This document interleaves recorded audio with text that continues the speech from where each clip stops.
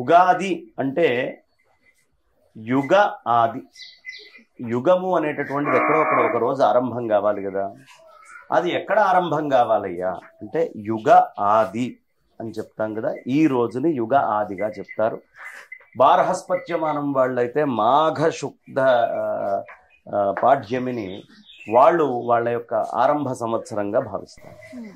కానీ మనమందరము కూడా సాధారణంగా ఈ యుగ శకాన్ని ఆరంభాన్ని చైత్రశుద్ధ పాడ్యమిగా, వాళ్ళు బార్హస్పత్యమానము, మనం చాంద్రమానము, అరవ వాళ్ళందరూ కూడా సౌరమానం తీసుకుంటారు. అందుకనే అరవ వాళ్ళకు కూడా తర్వాత వస్తుంది. ఇది ఇప్పుడు ప్రస్తుతము మనకి మహారాష్ట్ర వాళ్ళకి, అట్లాగే గుజరాత్, ఇక్కడ కర్ణాటక ఈ ప్రాంతం అంతా కూడా రేపటి ఉగాది రోజు అనేటటువంటిది చైత్రశుద్ధ పాడ్యమిగానే చేసుకుంటాం. విశేషం ఏమిటయ్యా అంటే ఈ కాలము అనేటటువంటి అపరిమితమైనటువంటి కాలము మొదలు కావడానికి ఏదైనా ఒకటి కావాలి. ఇక్కడి నుంచి నేను కాశీకి వెళ్ళాలి అంటే ఓ లెక్క ఉండాలి. ఏమంటే ఇక్కడి నుంచి కాశీ వెళ్ళాలంటే ఒక 900 కిలోమీటర్లనో 1000 కిలోమీటర్లనో లెక్క చెప్తారు. మొట్టమొదట నేను నిల్చున్న దగ్గర నుంచి అక్కడికి ఎంత దూరము అనేది కొలుచుకోవాలంటే మొదటి బద్ద ఒకటి ఉండాలి కదా. అలా మొదటిదైనటువంటి కొలతే యుగాది. ఎక్కడి నుంచి ఆరంభం చేయాలి కొలత కాలానికి? కాలము అనేది కూడా ప్రవాహమే, ఆగకుండా వెళ్తూ ఉంటుంది. ఏమండి గంగా నది ఎక్కడండి? గోముఖులో పుట్టింది. కలిసేది ఎక్కడండి? దూద్సాగర్. ఈ మధ్యలోదంతా ప్రయాణం. ఈ నీటి చుక్క ఎలా ఎక్కడెక్కడ ఏ ఊర్లు తిరుగుతుంది, ఎటు వెళ్తుంది, ఏమేం చేస్తుంది అనేది. ఈ సంసారంలో కూడా మనమందరము ప్రయాణం చేస్తూ ఉంటాం నిరంతరం, రకరకాలైనటువంటి ప్రయాణం. ఈ ప్రయాణానికి ఒక ఆది అంతం ఉండాలి. ఇప్పుడు నాకు ఫలానా ఇన్నేళ్ళు అని చెప్పాలంటే ఓ లెక్క కొలుచుకోవాలి కదా. ఏదో ఇష్టం వచ్చినట్టుగా ఓ లెక్క కాకుండా, ఏమండి ఈ నెల ఇది 21, 30 కాకుండా మన తెలుగు పంచాంగము యొక్క మహాత్మ్యం ఏమిటయ్యా అంటే పైన తిరిగేటటువంటి సెలెస్టియల్ బాడీస్, సూర్యుడు, చంద్రుడు, బృహస్పతి, శుక్రుడు, ఇక్కడ ఉన్నటువంటి ధరిత్రి అమ్మవారు, ఈ భూదేవితోటి సంబంధం చేసుకొని మనం కొలుచుకుంటాం. అందుకని యుగాది అంటాం. రాబోయేటటువంటి 50 పండగల పైన వచ్చేటటువంటి పైచిలుకు పండగలకి ఆరంభమైనటువంటి పండగ. అందుకని యుగాది అని దీన్ని పిలుస్తారమ్మా. ఈ యుగాది అంటే ఒక్క ముక్కలో చెప్పాలి అంటే తెలుగువారందరికీ, తెలుగువారికే కాదు యావత్ ప్రపంచంలో కూడా కాలాన్ని గణించడానికి అక్షరాలు మొదలు పెడితే ఆ ఎలాగో యుగాది అనేటటువంటిది కాలానికి అలాంటిది. గురుగారు, ఉగాది రోజున మనం ప్రత్యేకంగా ఏ దేవునికి పూజ చేయాలంటారు? సాధారణంగా దమనేన బ్రహ్మ పూజనం అంటారు. మనకి మరువము, దవనము అని విన్నాం కదమ్మా. ఇది మల్లెపూలల్లో వేసి కుడుతుంది. ఆ దమనము అనేటటువంటిది తెచ్చి దవనముతోటి బ్రహ్మదేవుడికి అర్చన చేయటము అనేది మొదటి నుంచి సంప్రదాయంగా ఉంది. ఎందుకంటే సృష్టికి మూలం ఎవరు? ఆయన. ఈ కాలం వచ్చింది అంటే కారణం ఎవరు? బ్రహ్మదేవుడు. అందుకని గుర్తుంచుకొని ఇవాళ రోజున దవనంతో బ్రహ్మదేవుణ్ణి ప్రధానంగా అర్చించండి అయ్యా అని చెప్తారు. సాధారణంగా బ్రహ్మకి పూజలు ఉండవు, కానీ ఇవాల్టి రోజున మాత్రం బ్రహ్మదేవుణ్ణి స్మరిస్తూ పరమేశ్వరుడి మీదైనా విష్ణుమూర్తి మీదైనా అంత దవనం తీసుకొని వెళ్ళి బ్రహ్మని తలుచుకొని ధ్యానం చేయాలి. ఒకసారి దవనేన బ్రహ్మ పూజనం అని ప్రత్యేకంగా చేస్తారు. అందుకని ఉగాది రోజు పూజించాల్సినటువంటి ఆద్యమైనటువంటిది మొట్టమొదట పరమాత్మ అయితే, నిర్గుణ నిరాకారమైన పరమాత్మ అయితే, అందులోంచి వచ్చే సృష్టికి ఆరంభమైనటువంటి బ్రహ్మదేవుణ్ణి పూజిస్తారు. గురుగారు, ఉగాది రోజున ఏ కార్యక్రమాలు చేస్తే మంచిది, అసలు ఏ కార్యక్రమాలు చేయకూడదు, చేయాల్సినవి చేయకూడదు? ఉగాది రోజు ఖచ్చితంగా చేయాల్సినటువంటివి కొన్ని ఉన్నాయి. ప్రతిగృహ ధ్వజారోహణము అంటారు. ప్రతి ఇంటి మీద ఖచ్చితంగా ఏదో ఒక జెండాని పెట్టుకోవాలి. ఆంజనేయ స్వామి వారు ఉన్నటువంటి జెండానో, లేదు నాకు ఇష్టదైవమైనటువంటి ఇంకొకళ్ళ ఏదీ లేకుండా ఒక ఓంకారమో, స్వస్తికో, ఏదో ఒక చిహ్నంతో ఉన్నటువంటి ధ్వజాన్ని ప్రతి ఇంటి మీద వేయాలి, ఎగరేయాలి అని చెప్పారు. ప్రతిగృహ ధ్వజారోహణం అని చెప్తారు. రెండోది, సర్వమైనటువంటి ఆపదల్ని సర్వాపశాంతికర హోమము అని చేస్తారు. అన్ని ఆపదలు పోవాలి అని గణపతి పూజ చేసుకొని చిన్న సర్వాపదలు దూరం అవడానికి ఒక చిన్న హోమం ప్రక్రియ ఉంది, అది చేసుకోవాలి. తర్వాత ఉదయం ఉదయాన్నే అంటే సూర్యుడు రాకూడదు, వెలుతురు వచ్చి ఉండాలి. ఆ సమయంలో స్నానం చేసి తైలాభ్యంగనం, అది చక్కగా ఒంటికి నూనె రాసుకొని నలుగు పెట్టుకొని స్నానం చేసి అయిపోయిన తర్వాత కొత్త బట్టలను తొడుక్కోవాలి. నూతన వస్త్రాలని ఖచ్చితంగా ధరించి తీరాలి. ఆ తర్వాత షడ్రసోపేతమైనటువంటి పచ్చడి తయారు చేసుకొని పంచాంగానికి పూజ చేసుకోవాలి. పంచాంగం అంటే కాలం అని చెప్పాక కాలం మొత్తానికి పూజ చేయాలి. కాలానికి సంకేతం ఏమిటి? పంచాంగం. కాబట్టి ఆ పంచాంగానికి పూజ చేసుకొని అక్కడ ఈ ఋతువులు ఎన్నమ్మా? 6. రుచులెన్ని? 6. మనకి నిత్యము మన జీవితంలో అయితే కారమో, లేతే వగరో, లేతే చేదో, లేకపోతే తీపో, పిలుపో, లవణము, ఈ 6 ఉండేటటువంటివి. ఇవే రుచులు కూడా. అంటే మన జీవితంలో మనం బయట నుంచి అనుభవించే టేస్ట్స్ ఈ శరీరంతో ఎన్ని టేస్ట్స్ అయినా రాని ఆ అన్ని టేస్ట్లు ఈ ఉగాది పచ్చళ్ళలోనే ఉండాలి. లైఫ్ అంటేనే అది ఒక్క టేస్ట్ కాదు, అనేకమైన టేస్ట్ల యొక్క కలయిక. కాబట్టి చక్కగా నివేదన చేసుకొని అది చేసుకోవాలి. ఇక ప్రపాదానము అని చేయాలి. ఇవాళ రోజున ఖచ్చితంగా ప్రపాదానం చేయాలి. ఏమిటి ఈ ప్రపాదానము అంటే, కుండలో నీళ్లు పోసి బయట, ఇంటి బయట పెట్టి ఎవరు వచ్చినా నీళ్లు లేవు అనే మాట ఉండదు. రెండో పని ఏమిటయ్యా, మట్టి ముంతల్లాంటివి తీసుకొని మేడ మీద ఖచ్చితంగా మట్టి ముంతలతోటి నీళ్లు పెట్టుకోవాలి. ఎందుకయ్యా అంటే పైన ఎగిరేటటువంటి పక్షులకి ఇంకా ఎక్కువ దాహం వేస్తుంది, సూర్యుడికి సమీపంగా ఉండే ఎగురుతూ ఉంటాయి కాబట్టి. భూతదయ అనేది మన వైదిక సంస్కృతిలో చాలా పెద్దది. కాబట్టి భూతదయ కావాలి అన్నప్పుడు పైన పక్షుల కోసం నీళ్లు మేడ మీద పెట్టాలి. ఇది కూడా ఖచ్చితంగా చేసి తీరాల్సినటువంటి పని అన్నారు. ఇంకేమిటండి అంటే రాజదర్శనం. ఇక్కడ ఉండేటటువంటి తమిళిసై గారినో, లేదా ఆ పక్కన తెలుగు రాష్ట్రాల్లో ఉండే విశ్వభూషణ్ గారినో, లేకపోతే మన రాష్ట్రపతి గారు ద్రౌపది ముర్ము గారినో, లేకపోతే మోడీ గారినో, కేసీఆర్ గారినో, జగన్ గారినో, ఎవరైతే ఈ రాజ శాసనాన్ని ముందరికి నడిపిస్తారో, అంటే కాన్స్టిట్యూషన్ ని ముందరికి తీసుకొని వెళ్తారో, కాన్స్టిట్యూషన్ ని మనం చూడలేంగా, కాలాన్ని మనం చూడగలమా? కాలం కనిపించదు. కాలానికి గుర్తుగా పంచాంగం ఉంది. ఈ ధర్మాన్ని, శాసనాన్ని నడిపించే దానికి గుర్తుగా ఎవరుంటే వాళ్ళు. ఇవాళ వాళ్ళు ఉండొచ్చు, రేపు ఇంకొకళ్ళు ఉండొచ్చు. ఎవరు ఉన్నా సరే ఆ రాజస్థానంలో కూర్చొన్నటువంటి వాళ్ళని రాజదర్శనము అని ఖచ్చితంగా చేసుకోవాలి అని చెప్తారు. చాలా విశేషమైనటువంటి ఫలం దానివల్ల ఉంటుంది. ఇక చేయవలసినటువంటి పనులు మనం చెప్పుకున్నాం. ఇంకా ఏమిటి అంటే ఛత్రం, ఒక గొడుగు ఎవరైనా దానం ఇవ్వాలి. అలాగే చెప్పులు కూడా కొత్తవి చూసుకోవాలి. ఇక్కడి నుంచి కాళ్ళు కాలడము, నెత్తి మండడము అనేది ఉంటుంది కాబట్టి కాళ్ళు, గొడుగు జాగ్రత్త నాయన అని చెప్పి వీటిల్ని కూడా సిద్ధం చేస్తారు. మొదటి నుంచి ఇది సంప్రదాయం. ఈ రోజు నుంచి మీరు ప్రిపేర్ అయ్యి ఉండండి, ఎండలు మిమ్మల్ని మామూలుగా ఏడిపించవు అని చెప్తున్నారు. ఇది అయిపోయిన తర్వాత చేయకూడనివి, ఉగాది పండగ నాడు సాధారణంగా మనకి తెలుగునాట ఆచారం ఏమిటాయి అంటే, ఉగాది నుంచి శ్రీరామనవమి దాకా వేరే ఉత్సవాలు ఏవి మనం చెయ్యం. పెళ్ళిళ్ళు ఇట్లాంటివి చేయకూడదు. కళ్యాణం కావాలి అంటే ఆ కళ్యాణం మళ్ళీ నవమి వెళ్ళిన తర్వాతే, శ్రీరాముడికి కళ్యాణం అయ్యాకే చేసుకోవాలి. మరి ఏం చేసుకోవచ్చు అయ్యా? ఉపనయనాదులు ఇట్లాంటివి ఏమైనా ముహూర్తం ఉంటే చేసుకోవచ్చు. గృహప్రవేశాలు కూడా తొందరగా చెయ్యరు. కాబట్టి సాధారణంగా ఈ పాడ్యమి నుంచి నవమి దాకా మిగతా అయినటువంటి కార్యక్రమాలు, ఒక్క వైదికమైనటువంటి పూర్ణ వైదిక కర్మ అయినటువంటి ఉపనయనం తప్ప సాధారణంగా ఇతరమైనవి ఏమి మనం చేయం. ఈ విధంగా చేయకూడనటువంటివి ఏమిటంటే గృహప్రవేశాలు, ఇట్లాంటి వేరే పనులన్నీ కూడా పక్కన పెట్టచ్చు. చేయ తగినవి ఏమిటి అంటే ఉగాది రోజు నుంచి చక్కగా దేవి భాగవతము, రామాయణము, భారతము, భాగవతము ఇలాంటి గ్రంథాలని పారాయణం చేయడం.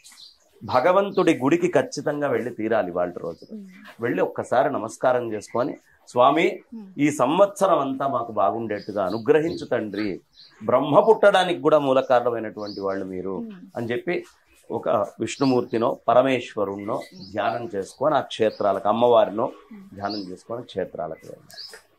ఇది చేయదగ్గవి, చేయకూడనటువంటి పనులు.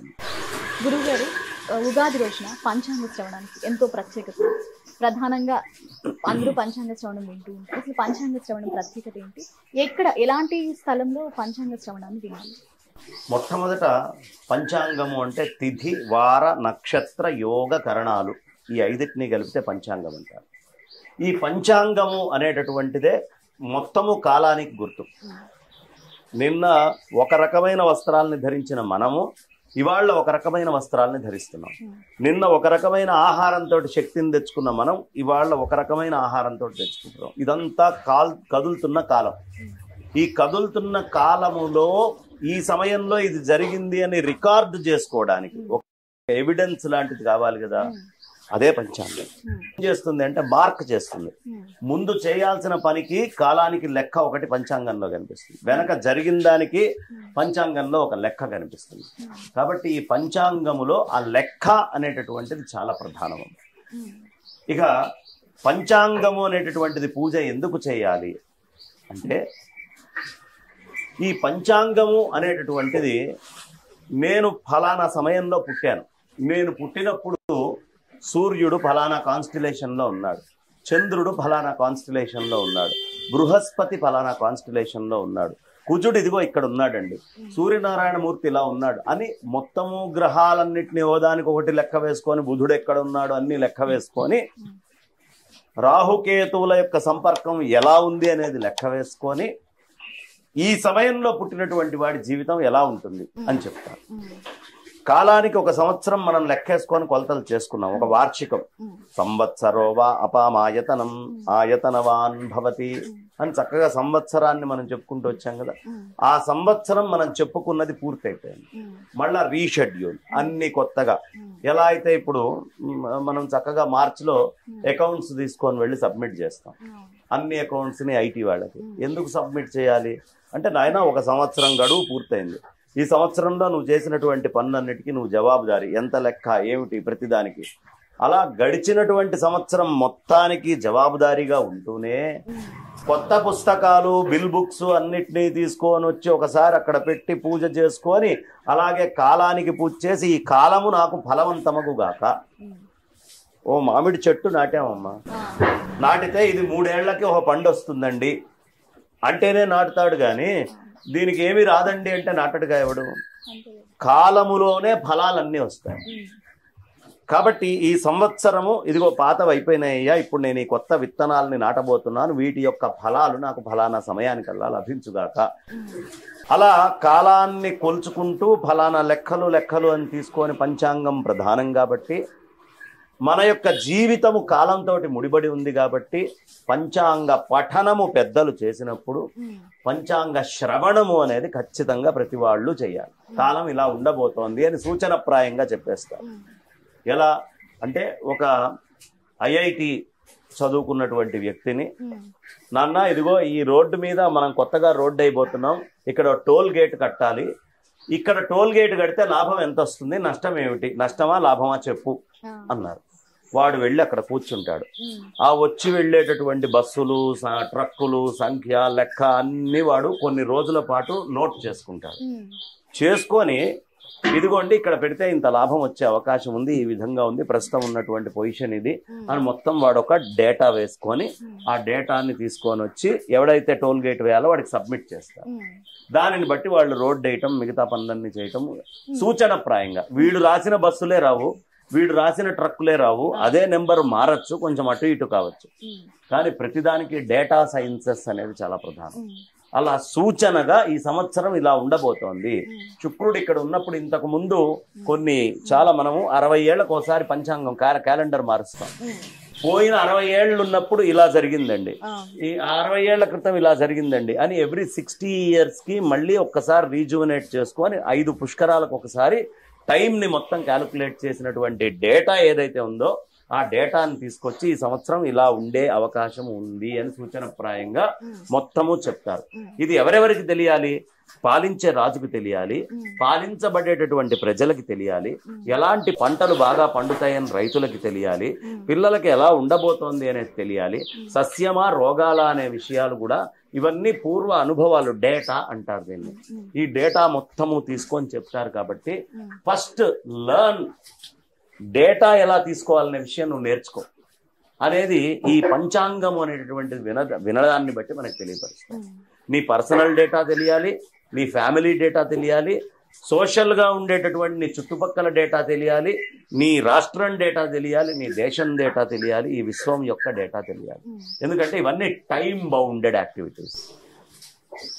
ముఖ్యమంత్రులైనా, ప్రధానమంత్రులైనా, ప్రెసిడెంట్లైనా, వేరే దేశ ప్రెసిడెంట్లైనా వాళ్ళందరూ ఎవరైనా టైం బౌండెడ్. కాబట్టి ఈ టైం బౌండెడ్ యాక్టివిటీస్ అనేటటువంటివి ఎవరెవరు టైం బౌండెడో వాళ్ళందరూ పంచాంగం మీద తీరాల్సింది.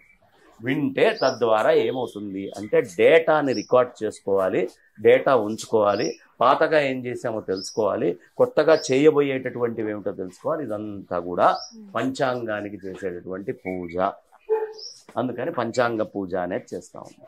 గురుగారు, పంచాంగము అంటే ఏ స్థలంలో వింటే మంచిది అంటే ఏ ప్రదేశంలో పంచాంగాన్ని మనం చక్కగా శుద్ధి అయినటువంటి భగవత్ విభూతి ఉన్న ప్రదేశాలు, అంటే ఏ క్షేత్రాలలోనో, ఇప్పుడు చక్కగా మనం గోశాలలో కూర్చున్నాం, గోశాలలోనో, లేకపోతే ఇంట్లో నిత్యము మనం దేవతార్చన చేసుకునేటువంటి దేవతార్చన భాగంలోనో, లేదు ముఖ్యమైనటువంటి రాజులు వ్యవహారం నడిపేటటువంటి వాళ్ళ కార్యవర్గ స్థలాలలో.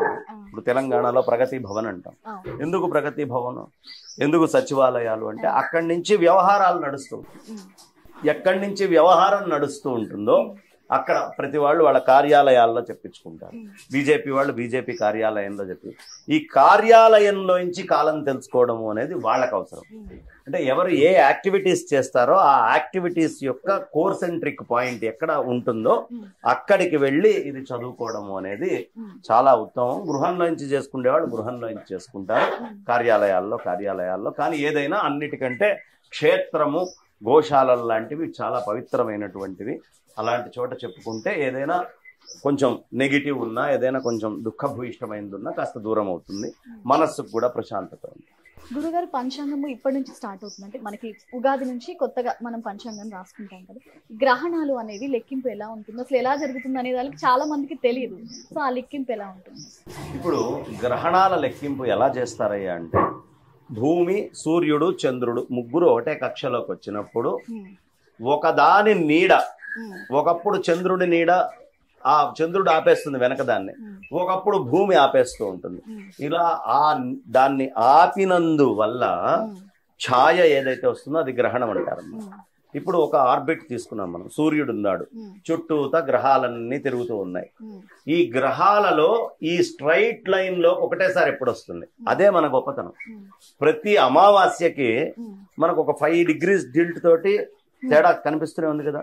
ప్రతి పౌర్ణమికి మనకి తేడా తెలుస్తుంది కదా. ఈ పౌర్ణమి అమావాస్యలు అనేటటువంటివి అదే 23.5 degrees లో భూమి టిల్ట్ అయి సంచారం అవుతూ ఉంది.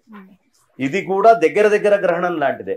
కానీ పూర్ణగ్రహణము అనేటటువంటిది ఇలా కాకుండా, ఇప్పుడు రాహువుకి ఎన్ని సంవత్సరాలు అంటే 18 సంవత్సరాలు అండి అంటారు.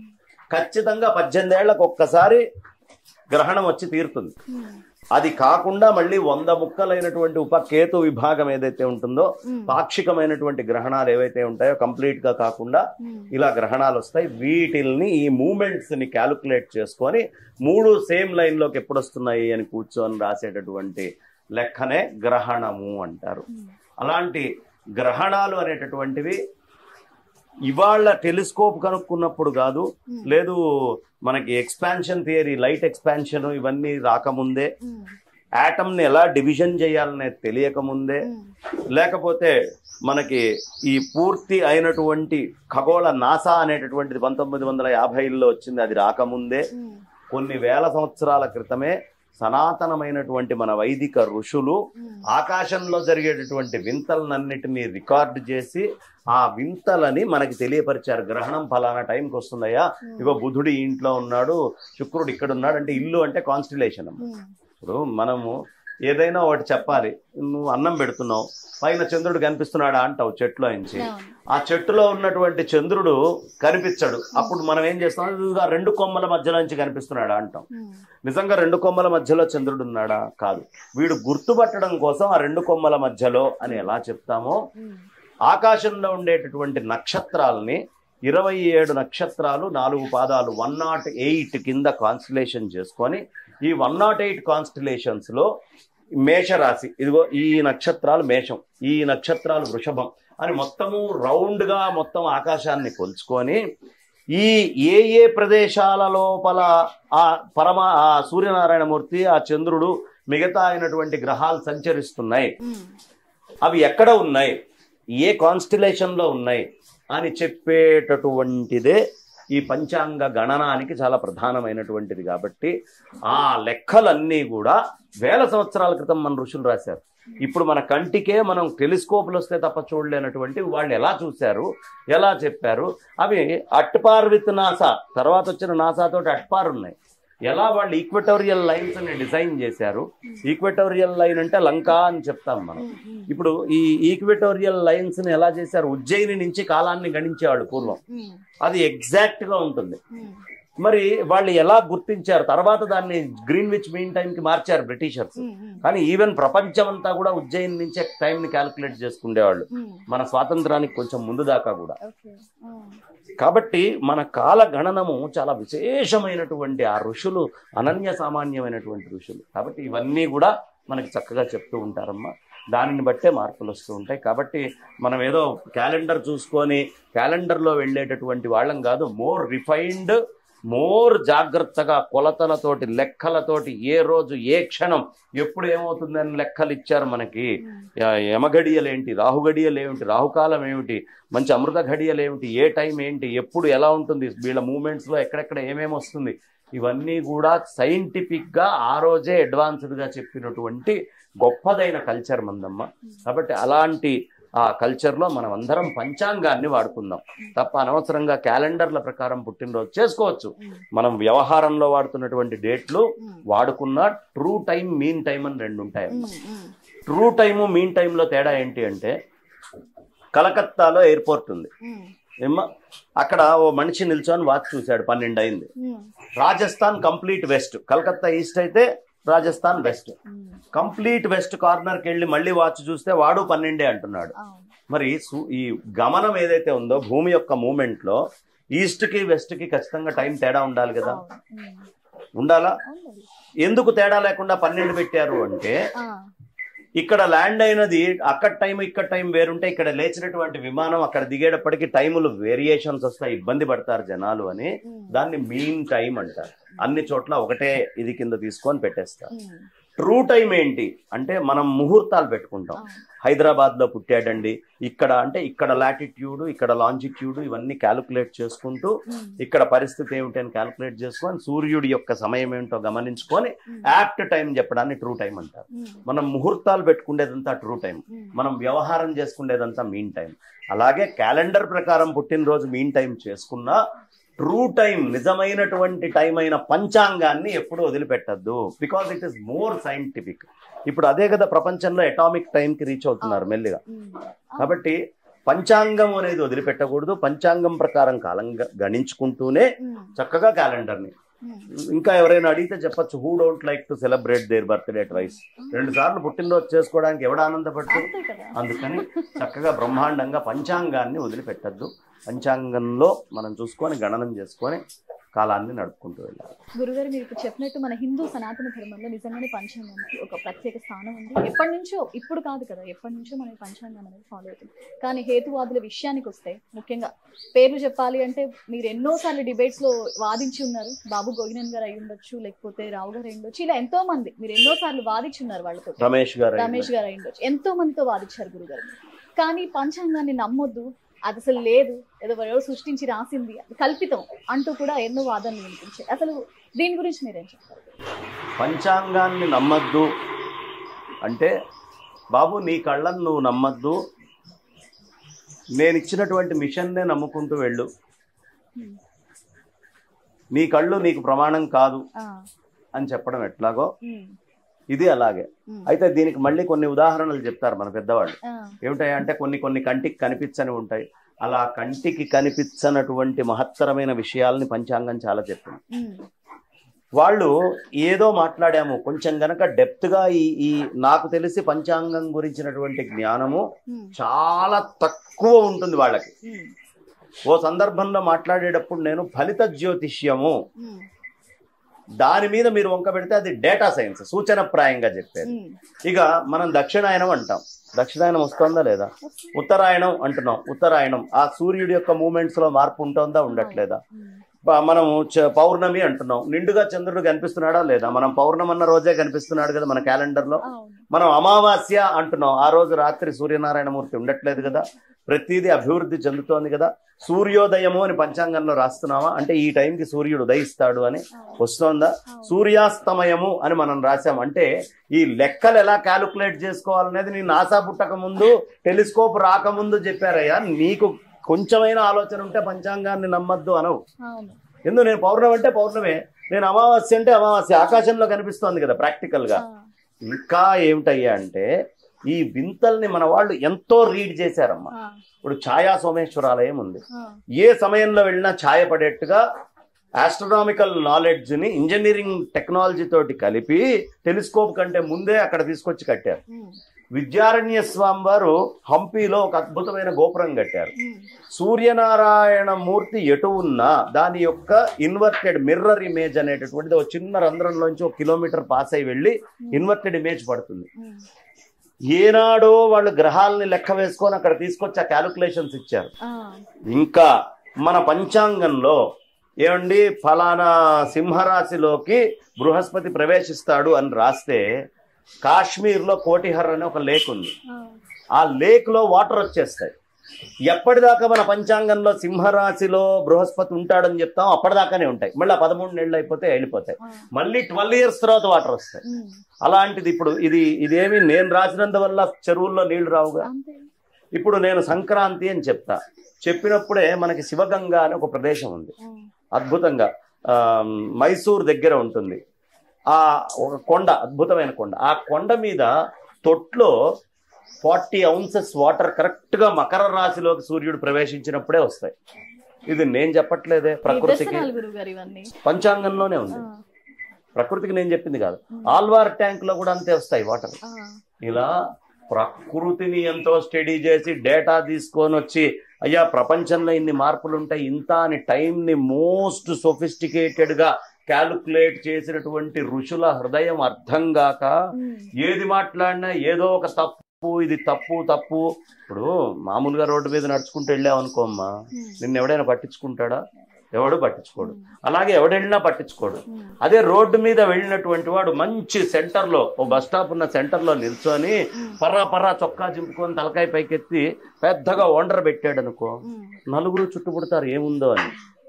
మనకి పేరు కావాలి అనే ఆలోచన ఉన్నప్పుడు ఉన్నవాళ్ళు ఉండకుండా ఏదైనా ఎదుటి దాన్ని ఖండిస్తే మనకి పేరు వస్తుంది అని చెప్పి దాని గురించిన కనీస జ్ఞానం లేకుండా వంక పెట్టేవాళ్లే వచ్చి కూర్చొని మాట్లాడమనండి. పోనీ వాళ్ళకి ఏమన్నా ఆస్ట్రానమీ పూర్తిగా తెలుసా? అది కూడా అరకొర జ్ఞానం. అవును గురుగారు, ఇందులోనే ఒక క్వశ్చన్ ఏంటంటే గ్రహణాల గురించి మాట్లాడుకుంటే ప్రతిసారి గ్రహణం వచ్చిన ప్రతిసారి ఎందుకు తినకూడదు ఏంటి వాదన? అసలు తలుచుకుంటే కావాలని టార్గెట్ బిహేవ్ చేస్తున్నట్టు అన్న. అదే మన గ్రహణం వచ్చినప్పుడు తింటే మంచిది కాదు అని పెద్దవాళ్ళు చెప్పారు. వేల సంవత్సరాలుగా వస్తున్న ఆచారం. This is a data science. ఇప్పుడు కాదు నేను తింటాను, తిను, నిన్ను ఎవడొద్దన్నాడు? ఇప్పుడు చెప్తానమ్మా, చెయ్యి కడుక్కోకుండా అన్నం తింటే మంచిది కాదని డాక్టర్ చెప్పాడమ్మా. నేను తింటాను అని చెప్పి ఆ రాత్రి తిని మరుసటి రోజు నాకేం కాలేదు చూసావని డాక్టర్ దగ్గరికి వెళ్ళి మాట్లాడాడు అనుకో, ఏమంటాడు డాక్టర్? మంచిది నాయన తిను, చాలా మంచిది, చెయ్యి కడుక్కోకుండా అట్లాగే తింటూ ఉండు అంటాడు. నాకు వెంటనే మరుసటి రోజు పొద్దున్నే అది కాదు. వాళ్ళు వేసుకున్నటువంటి క్యాలిక్యులేషన్స్ లెక్కల్లో ఒక సంప్రదాయము, వేల సంవత్సరాల చరిత్రని క్యాలిక్యులేట్ చేసుకుంటూ వచ్చి చెప్పినటువంటి వాళ్ళు. ఏదో పైన మాట్లాడేటటువంటిది కాదు వైదిక ధర్మం అనేది. దీని లోతులు అర్థం కావాలి అంటే ఎంతో అపరిమితమైన నాలెడ్జ్ ఉండాలి. కొన్ని వేల పుస్తకాలు తగలబెట్టారమ్మ మనకి. అయినా కూడా ఇంత టైం బౌండెడ్ గా మనం జ్యోతిష్యాన్ని తీసుకొని మనం క్యాలిక్యులేట్ చేసుకుంటూ టైంని ఇట్లా చెప్తూ, ఇదిగో ఈ మాసంలో మనకి కవిత్వాలు ఉంటాయి.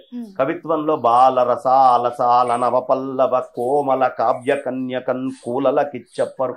బాల రసాలసాల నవపల్లవ అంటే మనకి వసంత ఋతువు వచ్చిందనుకోండి, అప్పుడు ఇగో మామిడి పండు ఇట్లా వస్తాయి. ఈ కవిత్వంలో వాళ్ళు జ్యోతిష్యాన్ని చెప్పారు. అంటే ఏ టైంలో ఏమొస్తుందనే క్యాలిక్యులేషన్ కావాలి కదా. క్యాలిక్యులేషన్ అక్కర్లేదు అనేవాడిని ఏమనాలి? కాబట్టి జ్యోతిష్యము అనేటటువంటిది చాలా మహత్తరమైనది, గొప్పది.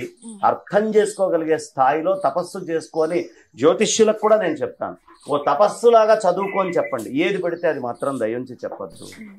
మన వైదిక ఋషి యొక్క హృదయము అవతల వాళ్ళు తప్పర్థం చేసుకున్నారు అంటే తప్పుగా చెప్పేవాళ్ళు వస్తే తప్పర్థం చేసుకుంటారు. అదే తపస్సుగా చదువుకొని చెప్పిన వాళ్ళు చేస్తే there is a science in it. వాళ్ళు ఒక డేటాను తీసుకొని మాట్లాడుతున్నారు. కాబట్టి ఇటువైపున సర్దుకోవాలి. ఎవరు పడితే వాళ్ళు ఇష్టం వచ్చినట్టుగా చెప్పకూడదు, చక్కగా చదువుకొని చెప్పాలి. అటుపక్కన ఏమీ తెలియకుండానే, ఈ గ్రంథాలు చదవకుండానే, మూలమర్థం కాకుండానే వాళ్ళు తిట్టకూడదు.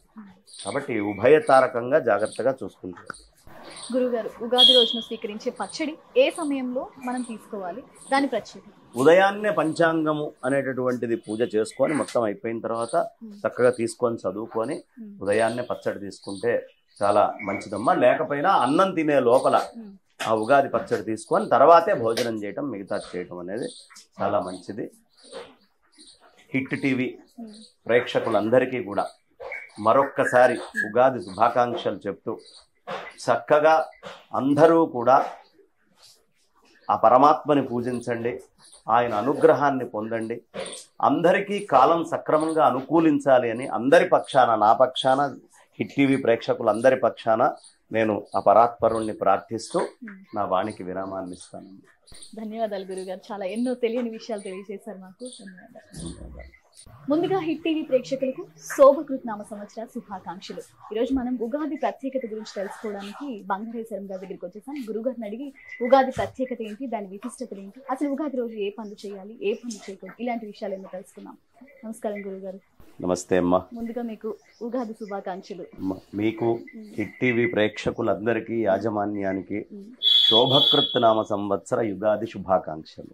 గురుగారు, ఉగాది ప్రత్యేకత గురించి, అసలు ఉగాది రోజున ఏ పనులు చేయాలి, ఏ పనులు చేయకూడదు? శోభకృత్వత్సర సర్వసస్యానామభివృద్ధయః నృపానాం శ్రేయమన్యోన్యం ప్రజానాం చ పరస్పరం. ఈ శోభకృత్ సంవత్సరం చాలా అద్భుతంగా ఉంటుంది. చాలా అన్యోన్యత, రాజులకేను మిగతా అందరికీ అన్యోన్యతగా నడిచేటటువంటి చక్కటి ఉగాదిది. ఉగాది అంటే యుగ ఆది. యుగము అనేటటువంటిది ఎక్కడో ఒక రోజు ఆరంభం కావాలి కదా. అది ఎక్కడ ఆరంభం కావాలయ్యా అంటే యుగ ఆది అని చెప్తాం కదా. ఈ రోజుని యుగ ఆదిగా చెప్తారు. బార్హస్పత్యమానం వాళ్ళైతే మాఘ శుద్ధ పాఠ్యమిని వాళ్ళు వాళ్ళ యొక్క ఆరంభ సంవత్సరంగా భావిస్తారు. కానీ మనమందరము కూడా సాధారణంగా ఈ యుగ శకాన్ని ఆరంభాన్ని చైత్రశుద్ధ పాడ్యంగా, వాళ్ళు బార్హస్పత్యమానము, మనం చాంద్రమానము, అరవ వాళ్ళందరూ కూడా సౌరమానం తీసుకుంటారు. అందుకనే అరవ వాళ్ళకు కూడా తర్వాత వస్తుంది. ఇది ఇప్పుడు ప్రస్తుతము మనకి మహారాష్ట్ర వాళ్ళకి, అట్లాగే గుజరాత్, ఇక్కడ కర్ణాటక, ఈ ప్రాంతం అంతా కూడా రేపటి ఉగాది రోజు అనేటటువంటిది చైత్రశుద్ధ పాడ్యమిగానే చేసుకుంటాం. విశేషం ఏమిటయ్యా అంటే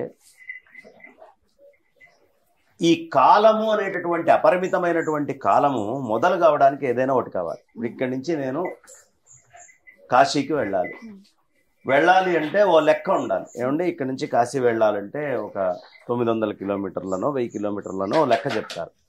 మొట్టమొదట నేను నిల్చున్న దగ్గర నుంచి అక్కడికి ఎంత దూరము అనేది కొలుచుకోవాలంటే మొదటి బద్ద ఒకటి ఉండాలి కదా. అలా మొదటిదైనటువంటి కొలతే యుగాది. ఎక్కడి నుంచి ఆరంభం చేయాలి కొలత కాలానికి? కాలము అనేది కూడా ప్రవాహమే, ఆగకుండా వెళ్తూ ఉంటుంది.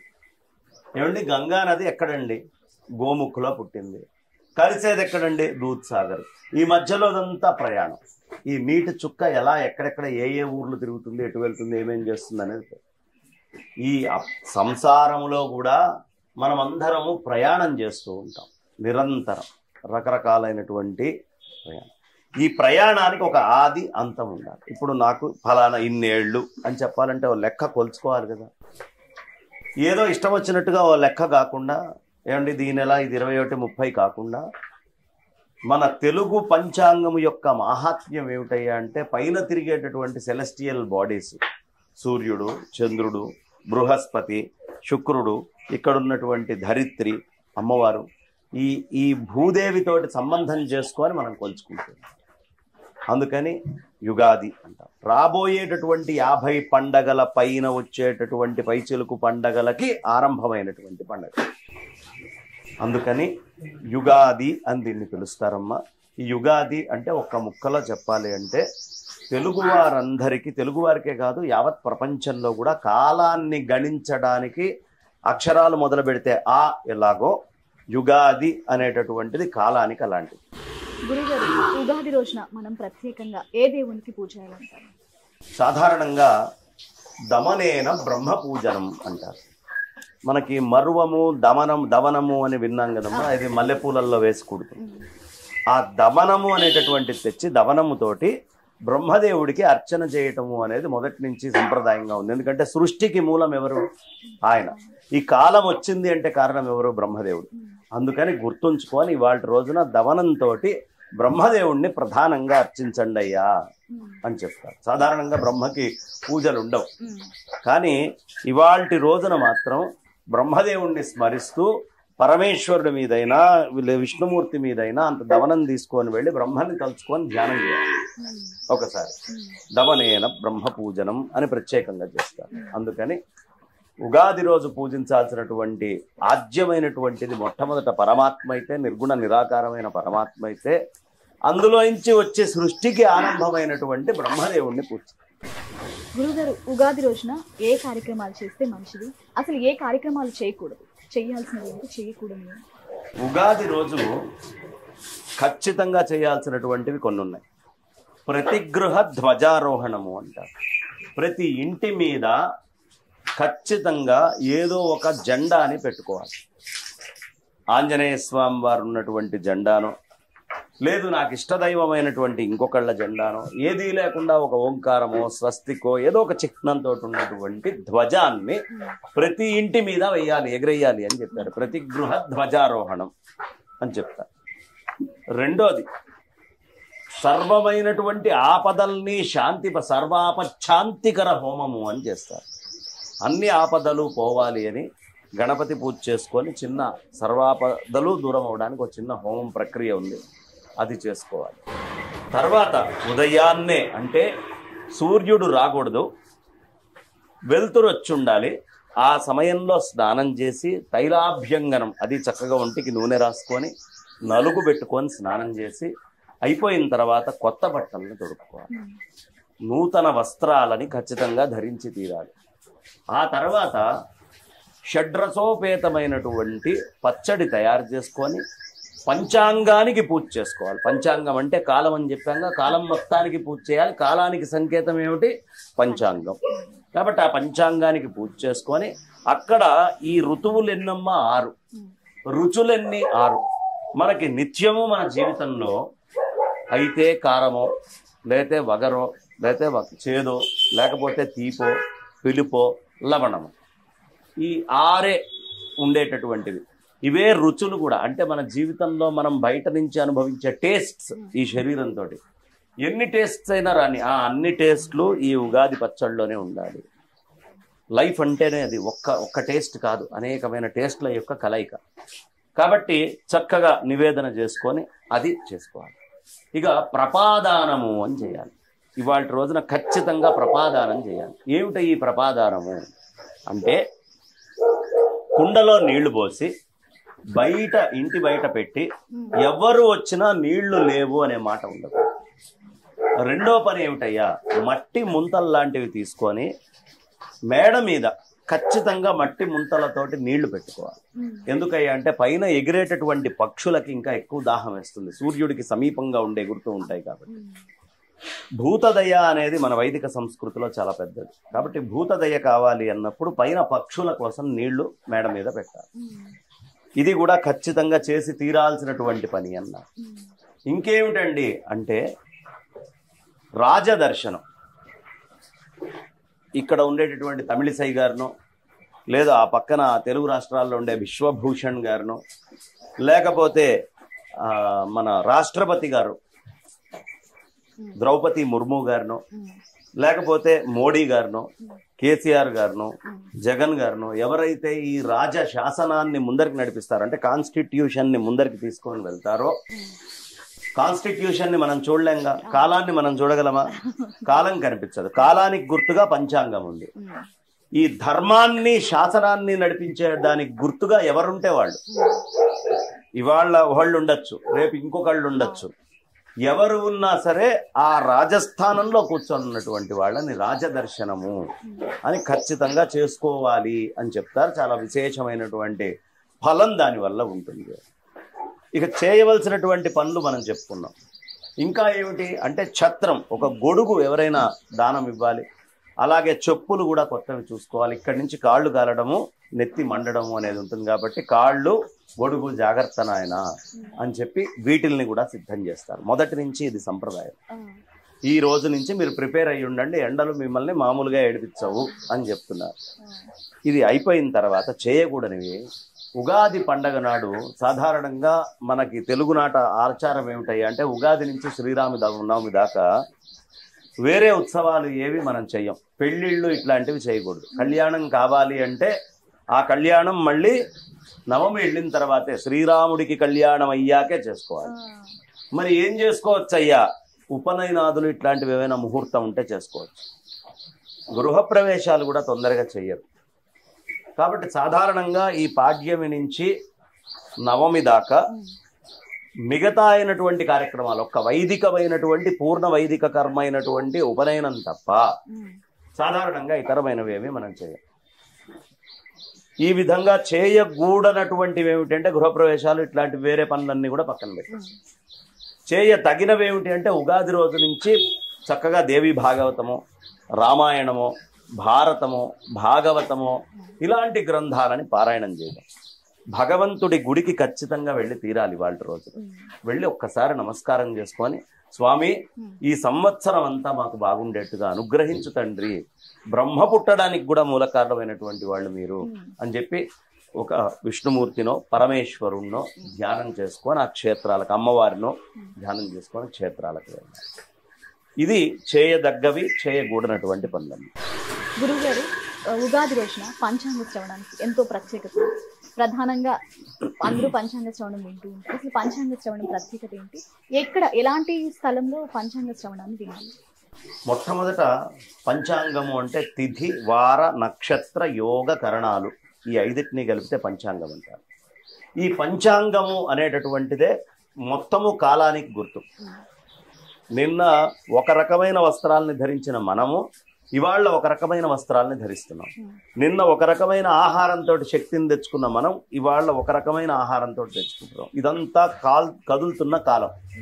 ఈ కదులుతున్న కాలములో ఈ సమయంలో ఇది జరిగింది అని రికార్డు చేసుకోవడానికి ఒక ఎవిడెన్స్ లాంటిది కావాలి కదా, అదే పంచాంగం. అది ఏం చేస్తుంది అంటే మార్క్ చేస్తుంది.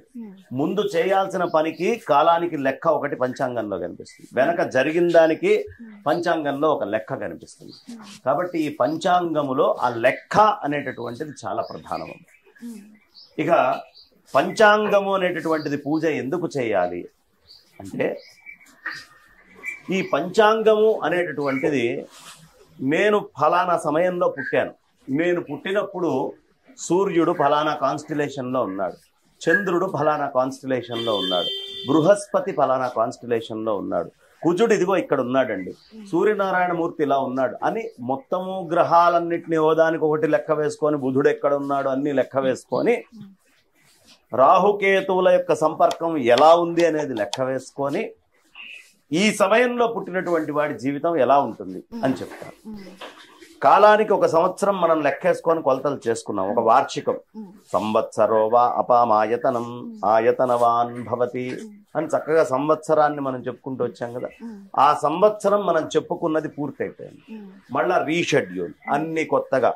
ఎలా అయితే ఇప్పుడు మనం చక్కగా మార్చిలో అకౌంట్స్ తీసుకొని వెళ్ళి సబ్మిట్ చేస్తాం, అన్ని అకౌంట్స్ని ఐటీ వాళ్ళకి. ఎందుకు సబ్మిట్ చేయాలి అంటే, నాయన ఒక సంవత్సరం గడువు పూర్తయింది, ఈ సంవత్సరంలో నువ్వు చేసినటువంటి పనులన్నిటికీ నువ్వు జవాబుదారీ, ఎంత లెక్క ఏమిటి ప్రతిదానికి.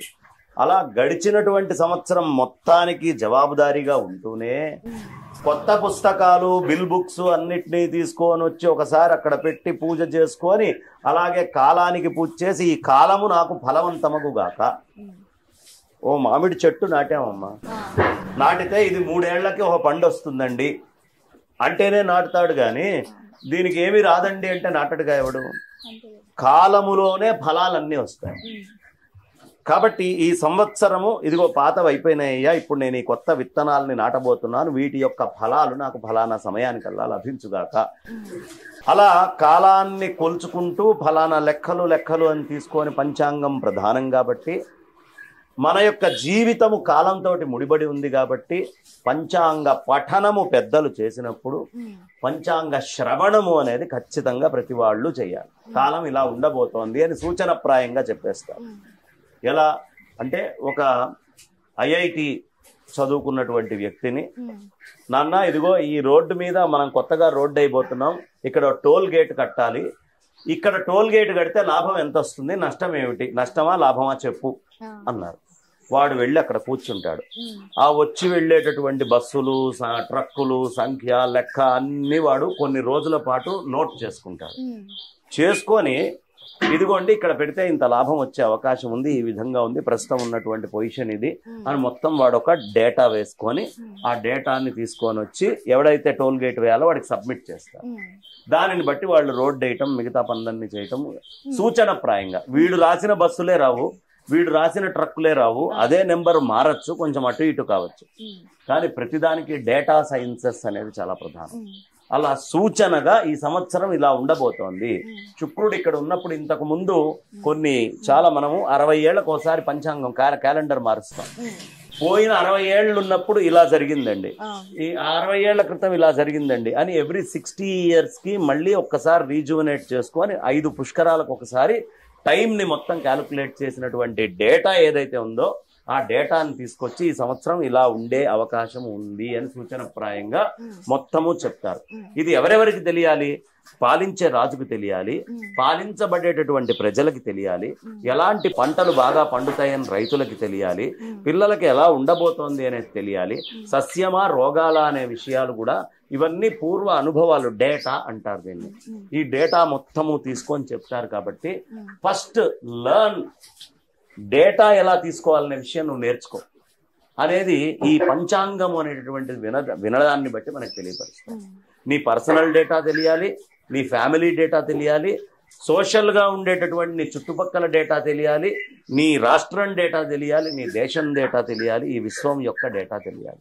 ఎందుకంటే ఇవన్నీ టైం బౌండెడ్ యాక్టివిటీస్. ముఖ్యమంత్రులైనా, ప్రధానమంత్రులైనా, ప్రెసిడెంట్లైనా, వేరే దేశ ప్రెసిడెంట్లైనా వాళ్ళందరూ ఎవరైనా టైం బౌండెడ్. కాబట్టి ఈ టైం బౌండెడ్ యాక్టివిటీస్ అనేటటువంటివి ఎవరెవరు టైం బౌండెడో వాళ్ళందరూ పంచాంగం మీద తీరాల్సింది. వింటే తద్వారా ఏమవుతుంది అంటే డేటాని రికార్డ్ చేసుకోవాలి, డేటా ఉంచుకోవాలి, పాతగా ఏం చేసామో తెలుసుకోవాలి, కొత్తగా చేయబోయేటటువంటివి ఏమిటో తెలుసుకోవాలి. ఇదంతా కూడా పంచాంగానికి చేసేటటువంటి పూజ. అందుకని పంచాంగ పూజ అనేది చేస్తా ఉన్నాం. గురుగారు, పంచాంగము అంటే ఏ స్థలంలో వింటే మంచిది అంటే ఏ ప్రదేశంలో పంచాంగాన్ని మనం చక్కగా శుద్ధి అయినటువంటి భగవత్ విభూతి ఉన్న ప్రదేశాలు, అంటే ఏ క్షేత్రాలలోనో, ఇప్పుడు చక్కగా మనం గోశాలలో కూర్చున్నాం, గోశాలల్లోనూ, లేకపోతే ఇంట్లో నిత్యము మనం దేవతార్చన చేసుకునేటువంటి దేవతార్చన భాగంలోనో, లేదు ముఖ్యమైనటువంటి రాజులు వ్యవహారం నడిపేటటువంటి వాళ్ళ కార్యవర్గ స్థలాలలో. ఇప్పుడు తెలంగాణలో ప్రగతి భవన్ అంటాం. ఎందుకు ప్రగతి భవనం, ఎందుకు సచివాలయాలు అంటే అక్కడి నుంచి వ్యవహారాలు నడుస్తూ, ఎక్కడి నుంచి వ్యవహారం నడుస్తూ ఉంటుందో అక్కడ ప్రతి వాళ్ళు వాళ్ళ కార్యాలయాల్లో చెప్పించుకుంటారు. బీజేపీ వాళ్ళు బీజేపీ కార్యాలయంలో చెప్పి, ఈ కార్యాలయంలో నుంచి కాలం తెలుసుకోవడము అనేది వాళ్ళకు అవసరం. అంటే ఎవరు ఏ యాక్టివిటీస్ చేస్తారో ఆ యాక్టివిటీస్ యొక్క కోర్సెంట్రిక్ పాయింట్ ఎక్కడ ఉంటుందో అక్కడికి వెళ్ళి ఇది చదువుకోవడము అనేది చాలా ఉత్తమం. గృహంలోంచి చేసుకునేవాళ్ళు గృహంలోంచి చేసుకుంటారు, కార్యాలయాల్లో. కానీ ఏదైనా అన్నిటికంటే క్షేత్రము, గోశాలలు లాంటివి చాలా పవిత్రమైనటువంటివి. అలాంటి చోట చెప్పుకుంటే ఏదైనా కొంచెం నెగిటివ్ ఉన్నా, ఏదైనా కొంచెం దుఃఖభూయిష్టమైనది ఉన్నా కాస్త దూరం అవుతుంది, మనస్సుకు కూడా ప్రశాంతత ఉంది. గురుగారు పంచాంగము ఇప్పటి నుంచి స్టార్ట్ అవుతుంది అంటే మనకి ఉగాది నుంచి కొత్తగా మనం పంచాంగం రాసుకుంటాం కదా. గ్రహణాలు అనేవి లెక్కింపు ఎలా ఉంటుంది, అసలు ఎలా జరుగుతుంది అనే దానికి చాలా మందికి తెలియదు. సో ఆ లెక్కింపు ఎలా ఉంటుంది? ఇప్పుడు గ్రహణాల లెక్కింపు ఎలా చేస్తారయ్యా అంటే, భూమి, సూర్యుడు, చంద్రుడు ముగ్గురు ఒకటే కక్షలోకి వచ్చినప్పుడు ఒకదాని నీడ, ఒకప్పుడు చంద్రుడి నీడ ఆ చంద్రుడు ఆపేస్తుంది వెనకదాన్ని, ఒకప్పుడు భూమి ఆపేస్తూ ఉంటుంది. ఇలా దాన్ని ఆపినందువల్ల ఛాయ ఏదైతే వస్తుందో అది గ్రహణం అంటారు. ఇప్పుడు ఒక ఆర్బిట్ తీసుకున్నాం మనం, సూర్యుడు ఉన్నాడు, చుట్టూతా గ్రహాలన్నీ తిరుగుతూ ఉన్నాయి. ఈ గ్రహాలలో ఈ స్ట్రైట్ లైన్ లో ఒకటేసారి ఎప్పుడు వస్తుంది, అదే మన గొప్పతనం. ప్రతి అమావాస్యకి మనకు ఒక 5 degrees టిల్ట్ తోటి తేడా కనిపిస్తూనే ఉంది కదా. ప్రతి పౌర్ణమికి మనకి తేడా తెలుస్తుంది కదా. ఈ పౌర్ణమి అమావాస్యలు అనేటటువంటివి అదే 23.5 degrees లో భూమి టిల్ట్ అయి సంచారం అవుతూ ఉంది. ఇది కూడా దగ్గర దగ్గర గ్రహణం లాంటిదే, కానీ పూర్ణగ్రహణము అనేటటువంటిది ఇలా కాకుండా, ఇప్పుడు రాహువుకి ఎన్ని సంవత్సరాలు అంటే 18 సంవత్సరాలు అండి అంటారు. ఖచ్చితంగా 18 ఏళ్లకు ఒక్కసారి గ్రహణం వచ్చి తీరుతుంది. అది కాకుండా మళ్ళీ 100 ముక్కలైనటువంటి ఉపకేతు విభాగం ఏదైతే ఉంటుందో, పాక్షికమైనటువంటి గ్రహణాలు ఏవైతే ఉంటాయో కంప్లీట్ గా కాకుండా ఇలా గ్రహణాలు వస్తాయి. వీటిల్ని ఈ మూమెంట్స్ ని క్యాలిక్యులేట్ చేసుకొని 3 సేమ్ లైన్ లోకి ఎప్పుడు వస్తున్నాయి అని కూర్చొని రాసేటటువంటి లెక్కనే గ్రహణము అంటారు. అలాంటి గ్రహణాలు అనేటటువంటివి ఇవాళ టెలిస్కోప్ కనుక్కున్నప్పుడు కాదు, లేదు మనకి ఎక్స్పాన్షన్ థియరీ, లైట్ ఎక్స్పాన్షన్ ఇవన్నీ రాకముందే, ఆటమ్ ని ఎలా డివిజన్ చేయాలనేది తెలియకముందే, లేకపోతే మనకి ఈ పూర్తి అయినటువంటి ఖగోళ నాసా అనేటటువంటిది 1950లో వచ్చింది, అది రాకముందే, కొన్ని వేల సంవత్సరాల క్రితమే సనాతనమైనటువంటి మన వైదిక ఋషులు ఆకాశంలో జరిగేటటువంటి వింతలన్నిటినీ రికార్డు చేసి ఆ వింతలని మనకి తెలియపరిచారు. గ్రహణం ఫలానా టైంకి వస్తుందయ్యా, ఇగో బుధుడు ఇంట్లో ఉన్నాడు, శుక్రుడు ఇక్కడ ఉన్నాడు అంటే, ఇల్లు అంటే కాన్స్టిలేషన్. ఇప్పుడు మనము ఏదైనా ఒకటి చెప్పాలి, నువ్వు అన్నం పెడుతున్నావు, పైన చంద్రుడు కనిపిస్తున్నాడా అంటావు చెట్టులో నుంచి, ఆ చెట్టులో ఉన్నటువంటి చంద్రుడు కనిపించడు, అప్పుడు మనం ఏం చేస్తాం, 2 కొమ్మల మధ్యలో నుంచి కనిపిస్తున్నాడా అంటాం. నిజంగా 2 కొమ్మల మధ్యలో చంద్రుడు ఉన్నాడా? కాదు. వీడు గుర్తుపట్టడం కోసం ఆ 2 కొమ్మల మధ్యలో అని ఎలా చెప్తామో, ఆకాశంలో ఉండేటటువంటి నక్షత్రాలని 27 నక్షత్రాలు 4 పాదాలు 108 కింద కాన్స్టిలేషన్ చేసుకొని, ఈ 108 కాన్స్టిలేషన్స్ లో మేషరాశి, ఇదిగో ఈ నక్షత్రాలు మేషం, ఈ నక్షత్రాలు వృషభం అని మొత్తము రౌండ్ గా మొత్తం ఆకాశాన్ని కొలుచుకొని, ఈ ఏ ప్రదేశాల లోపల ఆ సూర్యనారాయణమూర్తి, ఆ చంద్రుడు, మిగతా అయినటువంటి గ్రహాలు సంచరిస్తున్నాయి, అవి ఎక్కడ ఉన్నాయి, ఏ కాన్స్టిలేషన్ లో ఉన్నాయి అని చెప్పేటటువంటిదే ఈ పంచాంగ గణనానికి చాలా ప్రధానమైనటువంటిది. కాబట్టి ఆ లెక్కలన్నీ కూడా వేల సంవత్సరాల క్రితం మన ఋషులు రాశారు. ఇప్పుడు మన కంటికే మనం టెలిస్కోప్లు వస్తే తప్ప చూడలేనటువంటి వాళ్ళు ఎలా చూశారు, ఎలా చెప్పారు, అవి అట్పార్ విత్ నాసా, తర్వాత వచ్చిన నాసా తోటి అట్పార్ ఉన్నాయి. ఎలా వాళ్ళు ఈక్వెటోరియల్ లైన్స్ ని డిజైన్ చేశారు. ఈక్వెటోరియల్ లైన్ అంటే లంకా అని చెప్తాం మనం. ఇప్పుడు ఈ ఈక్వెటోరియల్ లైన్స్ ని ఎలా చేశారు, ఉజ్జయిని నుంచి కాలాన్ని గణించేవాళ్ళు పూర్వం, అది ఎగ్జాక్ట్ గా ఉంటుంది.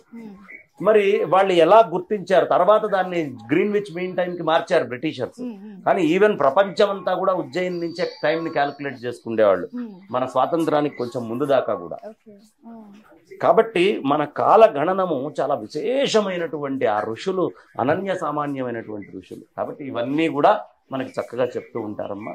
దానిని బట్టే మార్పులు వస్తూ ఉంటాయి. కాబట్టి మనం ఏదో క్యాలెండర్ చూసుకొని క్యాలెండర్లో వెళ్ళేటటువంటి వాళ్ళం కాదు. మోర్ రిఫైన్డ్, మోర్ జాగ్రత్తగా కొలతలతోటి, లెక్కలతోటి, ఏ రోజు ఏ క్షణం ఎప్పుడు ఏమవుతుందని లెక్కలు ఇచ్చారు మనకి. యమఘడియలేంటి, రాహుగడియలేమిటి, రాహుకాలం ఏమిటి, మంచి అమృత ఘడియలేమిటి, ఏ టైం ఏంటి, ఎప్పుడు ఎలా ఉంటుంది, వీళ్ళ మూమెంట్స్లో ఎక్కడెక్కడ ఏమేమి వస్తుంది, ఇవన్నీ కూడా సైంటిఫిక్గా ఆ రోజే అడ్వాన్స్డ్గా చెప్పినటువంటి గొప్పదైన కల్చర్ మందమ్మ. కాబట్టి అలాంటి ఆ కల్చర్లో మనం అందరం పంచాంగాన్ని వాడుకుందాం తప్ప అనవసరంగా క్యాలెండర్ల ప్రకారం పుట్టినరోజు చేసుకోవచ్చు. మనం వ్యవహారంలో వాడుతున్నటువంటి డేట్లు వాడుకున్న ట్రూ టైం, మీన్ టైం అని 2 ఉంటాయి. ట్రూ టైము, మీన్ టైంలో తేడా ఏంటి అంటే, కలకత్తాలో ఎయిర్పోర్ట్ ఉంది ఏమ్మా, అక్కడ ఓ మనిషి నిల్చొని వాచ్ చూశాడు, 12 అయింది. Rajasthan complete west, Calcutta east అయితే రాజస్థాన్ వెస్ట్.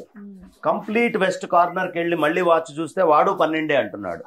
మరి ఈ గమనం ఏదైతే ఉందో భూమి యొక్క మూమెంట్ లో ఈస్ట్ కి వెస్ట్ కి ఖచ్చితంగా టైం తేడా ఉండాలి కదా, ఉండాలా? ఎందుకు తేడా లేకుండా 12 పెట్టారు అంటే ఇక్కడ ల్యాండ్ అయినది అక్కడ టైం ఇక్కడ టైం వేరుంటే ఇక్కడ లేచినటువంటి విమానం అక్కడ దిగేటప్పటికి టైములు వేరియేషన్స్ వస్తాయి, ఇబ్బంది పడతారు జనాలు అని దాన్ని మీన్ టైం అంటారు. అన్ని చోట్ల ఒకటే ఇది కింద తీసుకొని పెట్టేస్తారు. ట్రూ టైం ఏంటి అంటే మనం ముహూర్తాలు పెట్టుకుంటాం. హైదరాబాద్ లో పుట్టాడండి ఇక్కడ అంటే ఇక్కడ లాటిట్యూడ్ ఇక్కడ లాంజిట్యూడ్ ఇవన్నీ క్యాలిక్యులేట్ చేసుకుంటూ ఇక్కడ పరిస్థితి ఏమిటి అని క్యాలిక్యులేట్ చేసుకొని సూర్యుడి యొక్క సమయం ఏంటో గమనించుకొని యాప్ట్ టైం చెప్పడాన్ని ట్రూ టైం అంటారు. మనం ముహూర్తాలు పెట్టుకునేదంతా ట్రూ టైం, మనం వ్యవహారం చేసుకునేదంతా మీన్ టైం. అలాగే క్యాలెండర్ ప్రకారం పుట్టినరోజు మీన్ టైం చేసుకున్నా ట్రూ టైం నిజమైనటువంటి టైం అయిన పంచాంగాన్ని ఎప్పుడూ వదిలిపెట్టద్దు, because it is more scientific. ఇప్పుడు అదే కదా ప్రపంచంలో అటామిక్ టైంకి రీచ్ అవుతున్నారు మెల్లిగా. కాబట్టి పంచాంగం అనేది వదిలిపెట్టకూడదు, పంచాంగం ప్రకారం కాలం గణించుకుంటూనే చక్కగా క్యాలెండర్ని. ఇంకా ఎవరైనా అడిగితే చెప్పచ్చు, who don't like to celebrate their birthday twice, 2 సార్లు పుట్టినరోజు చేసుకోవడానికి ఎవడ ఆనందపడుతుంది. అందుకని చక్కగా బ్రహ్మాండంగా పంచాంగాన్ని వదిలిపెట్టద్దు. పంచాంగంలో మనం చూసుకొని గణనం చేసుకొని కాలాన్ని నడుపుకుంటూ వెళ్ళాలి. గురుగారు మీరు ఇప్పుడు చెప్పినట్టు మన హిందూ సనాతన ధర్మంలో నిజంగానే పంచాంగానికి ఒక ప్రత్యేక స్థానం ఉంది. ఎప్పటి నుంచో, ఇప్పుడు కాదు కదా, ఎప్పటి నుంచో మన పంచాంగం అనేది ఫాలో అవుతుంది. కానీ హేతువాదుల విషయానికి వస్తే ముఖ్యంగా పేర్లు చెప్పాలి అంటే మీరు ఎన్నోసార్లు డిబేట్స్ లో వాదించి ఉన్నారు. బాబు గోగినేని గారు అయి ఉండొచ్చు, లేకపోతే రావు గారు అయి ఉండొచ్చు, ఇలా ఎంతో మంది మీరు ఎన్నోసార్లు వాదించి ఉన్నారు. వాళ్ళతో రమేష్ గారు అయి ఉండొచ్చు, ఎంతో మందితో వాదించారు గురుగారు. కానీ పంచాంగాన్ని నమ్మొద్దు, అది అసలు లేదు, ఏదో ఎవరో సృష్టించి రాసింది, కల్పితం అంటూ కూడా ఎన్నో వాదనలు వినిపించాయి. అసలు దీని గురించి మీరేం చెప్తారు? పంచాంగాన్ని నమ్మద్దు అంటే బాబు నీ కళ్ళను నువ్వు నమ్మద్దు, నేను ఇచ్చినటువంటి మిషన్నే నమ్ముకుంటూ వెళ్ళు, నీ కళ్ళు నీకు ప్రమాణం కాదు అని చెప్పడం ఎట్లాగో ఇది అలాగే. అయితే దీనికి మళ్ళీ కొన్ని ఉదాహరణలు చెప్తారు మన పెద్దవాళ్ళు. ఏమిటాయి అంటే కొన్ని కంటికి కనిపించని ఉంటాయి. అలా కంటికి కనిపించనటువంటి మహత్తరమైన విషయాలని పంచాంగం చాలా చెప్తుంది. వాళ్ళు ఏదో మాట్లాడాము, కొంచెం గనక డెప్త్ గా ఈ నాకు తెలిసి పంచాంగం గురించినటువంటి జ్ఞానము చాలా తక్కువ ఉంటుంది వాళ్ళకి. ఓ సందర్భంలో మాట్లాడేటప్పుడు నేను ఫలిత జ్యోతిష్యము దాని మీద మీరు వంక పెడితే అది డేటా సైన్స్ సూచనప్రాయంగా చెప్పేది. ఇక మనం దక్షిణాయనం అంటాం, దక్షిణాయనం వస్తుందా లేదా? ఉత్తరాయణం అంటున్నాం, ఉత్తరాయణం ఆ సూర్యుడి యొక్క మూమెంట్స్ లో మార్పు ఉంటుందా ఉండట్లేదా? మనము పౌర్ణమి అంటున్నాం, నిండుగా చంద్రుడు కనిపిస్తున్నాడా లేదా? మనం పౌర్ణమి అన్న రోజే కనిపిస్తున్నాడు కదా మన క్యాలెండర్ లో. మనం అమావాస్య అంటున్నాం, ఆ రోజు రాత్రి సూర్యనారాయణమూర్తి ఉండట్లేదు కదా. ప్రతిదీ అభివృద్ధి చెందుతోంది కదా. సూర్యోదయము అని పంచాంగంలో రాస్తున్నామా అంటే ఈ టైంకి సూర్యుడు ఉదయిస్తాడు అని వస్తోందా? సూర్యాస్తమయము అని మనం రాసాం అంటే ఈ లెక్కలు ఎలా క్యాలిక్యులేట్ చేసుకోవాలనేది నీ నాసా పుట్టక ముందు, టెలిస్కోప్ రాకముందు చెప్పారయ్యా. నీకు కొంచెమైనా ఆలోచన ఉంటే పంచాంగాన్ని నమ్మద్దు అనవు. ఎందుకు? నేను పౌర్ణమి అంటే పౌర్ణమే, నేను అమావాస్య అంటే అమావాస్య, ఆకాశంలో కనిపిస్తోంది కదా ప్రాక్టికల్ గా. ఇంకా ఏమిటయ్యా అంటే ఈ వింతల్ని మన వాళ్ళు ఎంతో రీడ్ చేశారమ్మా. ఇప్పుడు ఛాయా సోమేశ్వరాలయం ఉంది, ఏ సమయంలో వెళ్ళినా ఛాయ పడేట్టుగా ఆస్ట్రోనామికల్ నాలెడ్జ్ ని ఇంజనీరింగ్ టెక్నాలజీతో కలిపి టెలిస్కోప్ కంటే ముందే అక్కడ తీసుకొచ్చి కట్టారు. విద్యారణ్య స్వామి వారు హంపీలో ఒక అద్భుతమైన గోపురం కట్టారు. సూర్యనారాయణ మూర్తి ఎటు ఉన్నా దాని యొక్క ఇన్వర్టెడ్ మిర్రర్ ఇమేజ్ అనేటటువంటిది ఒక చిన్న రంధ్రంలోంచి 1 కిలోమీటర్ పాస్ అయి వెళ్ళి ఇన్వర్టెడ్ ఇమేజ్ పడుతుంది. ఏనాడో వాళ్ళు గ్రహాలని లెక్క వేసుకొని అక్కడ తీసుకొచ్చి ఆ క్యాలిక్యులేషన్స్ ఇచ్చారు. ఇంకా మన పంచాంగంలో ఏమండి ఫలానా సింహరాశిలోకి బృహస్పతి ప్రవేశిస్తాడు అని రాస్తే కాశ్మీర్లో కోటిహర్ అనే ఒక లేక్ ఉంది, ఆ లేక్ లో వాటర్ వచ్చేస్తాయి. ఎప్పటిదాకా మన పంచాంగంలో సింహరాశిలో బృహస్పతి ఉంటాడని చెప్తాం అప్పటిదాకానే ఉంటాయి. మళ్ళీ 13 నెలలు అయిపోతే వెళ్ళిపోతాయి. మళ్ళీ 12 years తర్వాత వాటర్ వస్తాయి. అలాంటిది ఇప్పుడు ఇదేమి నేను రాసినందువల్ల చెరువుల్లో నీళ్లు రావుగా. ఇప్పుడు నేను సంక్రాంతి అని చెప్తా, చెప్పినప్పుడే మనకి శివగంగా అనే ఒక ప్రదేశం ఉంది అద్భుతంగా, మైసూర్ దగ్గర ఉంటుంది.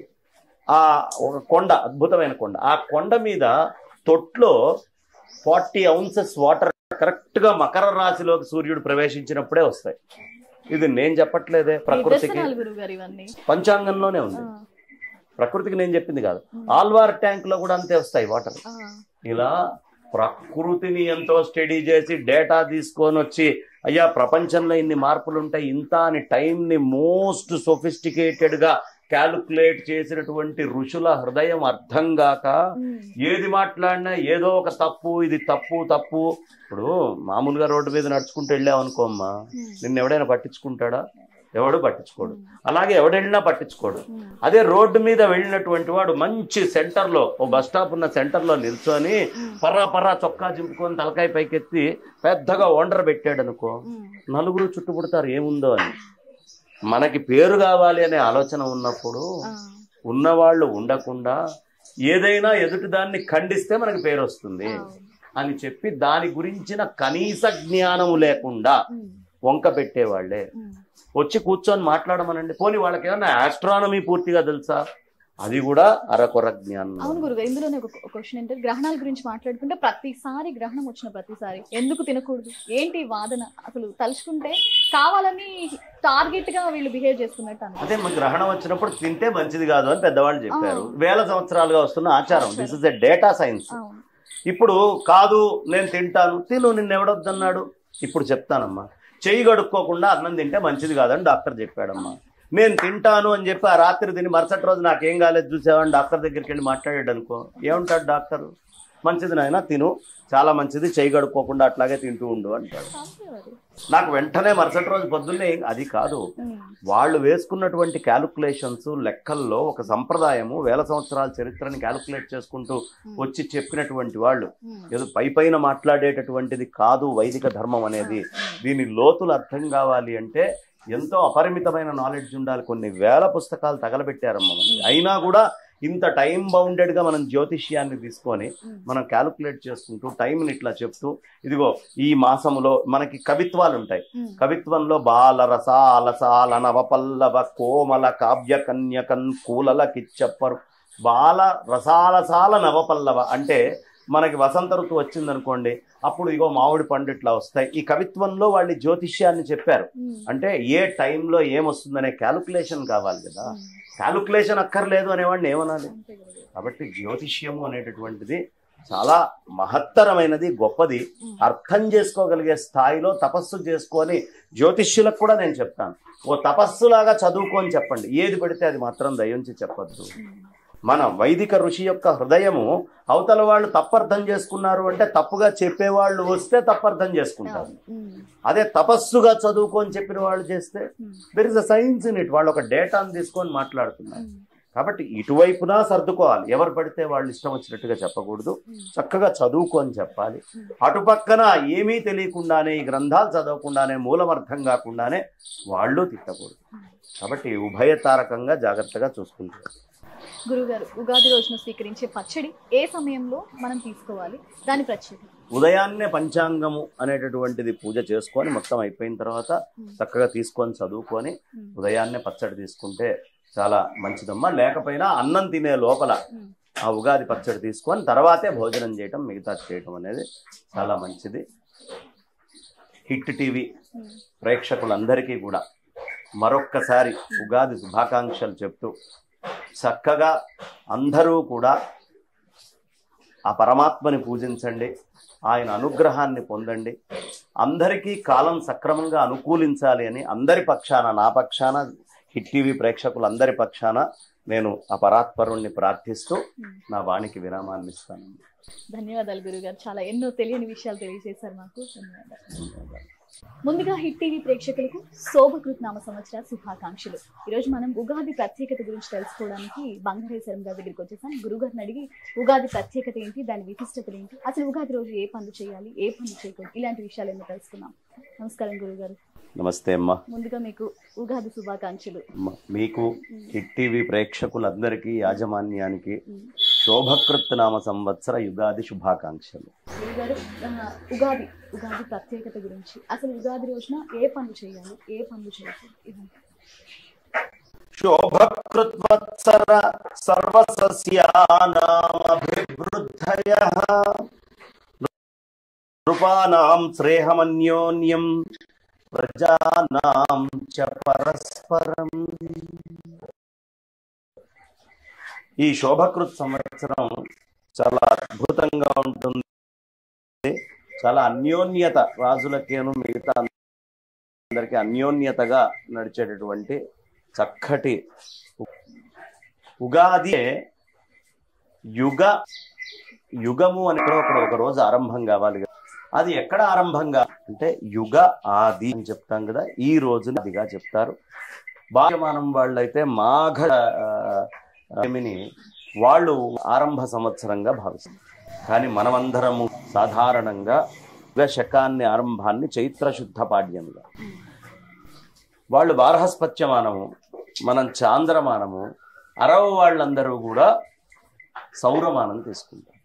అందుకనే అరవ వాళ్ళకు కూడా తర్వాత వస్తుంది. ఇది ఇప్పుడు ప్రస్తుతము మనకి మహారాష్ట్ర వాళ్ళకి, అట్లాగే గుజరాత్, ఇక్కడ కర్ణాటక, ఈ ప్రాంతం అంతా కూడా రేపటి ఉగాది రోజు అనేటటువంటిది చైత్రశుద్ధ పాడ్యమిగానే చేసుకుంటాం. విశేషం ఏమిటయ్యా అంటే ఈ కాలము అనేటటువంటి అపరిమితమైనటువంటి కాలము మొదలు కావడానికి ఏదైనా ఒకటి కావాలి. ఇక్కడి నుంచి నేను కాశీకి వెళ్ళాలి అంటే ఓ లెక్క ఉండాలి. ఏమంటే ఇక్కడ నుంచి కాశీ వెళ్ళాలంటే ఒక 900 కిలోమీటర్లనో 1000 కిలోమీటర్లనో లెక్క చెప్తారు. మొట్టమొదట నేను నిల్చున్న దగ్గర నుంచి అక్కడికి ఎంత దూరము అనేది కొలుచుకోవాలంటే మొదటి బద్ద ఒకటి ఉండాలి కదా.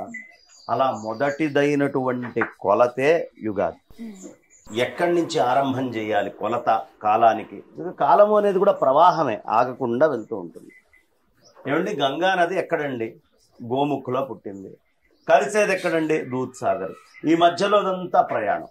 ఈ నీటి చుక్క ఎలా ఎక్కడెక్కడ ఏ ఊర్లు తిరుగుతుంది, ఎటు వెళ్తుంది, ఏమేం చేస్తుంది అనేది. ఈ సంసారంలో కూడా మనమందరము ప్రయాణం చేస్తూ ఉంటాం నిరంతరం, రకరకాలైనటువంటి ప్రయాణం. ఈ ప్రయాణానికి ఒక ఆది అంతం ఉండాలి. ఇప్పుడు నాకు ఫలానా ఇన్నేళ్ళు అని చెప్పాలంటే ఓ లెక్క కొలుచుకోవాలి కదా. ఏదో ఇష్టం వచ్చినట్టుగా ఓ లెక్క కాకుండా, ఏమండి దీని నెల ఇది 21, 30 కాకుండా మన తెలుగు పంచాంగము యొక్క మాహాత్మ్యం ఏమిటయ్యా అంటే పైన తిరిగేటటువంటి సెలెస్టియల్ బాడీస్, సూర్యుడు, చంద్రుడు, బృహస్పతి, శుక్రుడు, ఇక్కడున్నటువంటి ధరిత్రి అమ్మవారు, ఈ భూదేవితోటి సంబంధం చేసుకొని మనం కొలుచుకుంటాం. అందుకని యుగాది అంటాం. రాబోయేటటువంటి 50 పండగల పైన వచ్చేటటువంటి పైచిలుకు పండగలకి ఆరంభమైనటువంటి పండగ. అందుకని యుగాది అని దీన్ని పిలుస్తారమ్మా.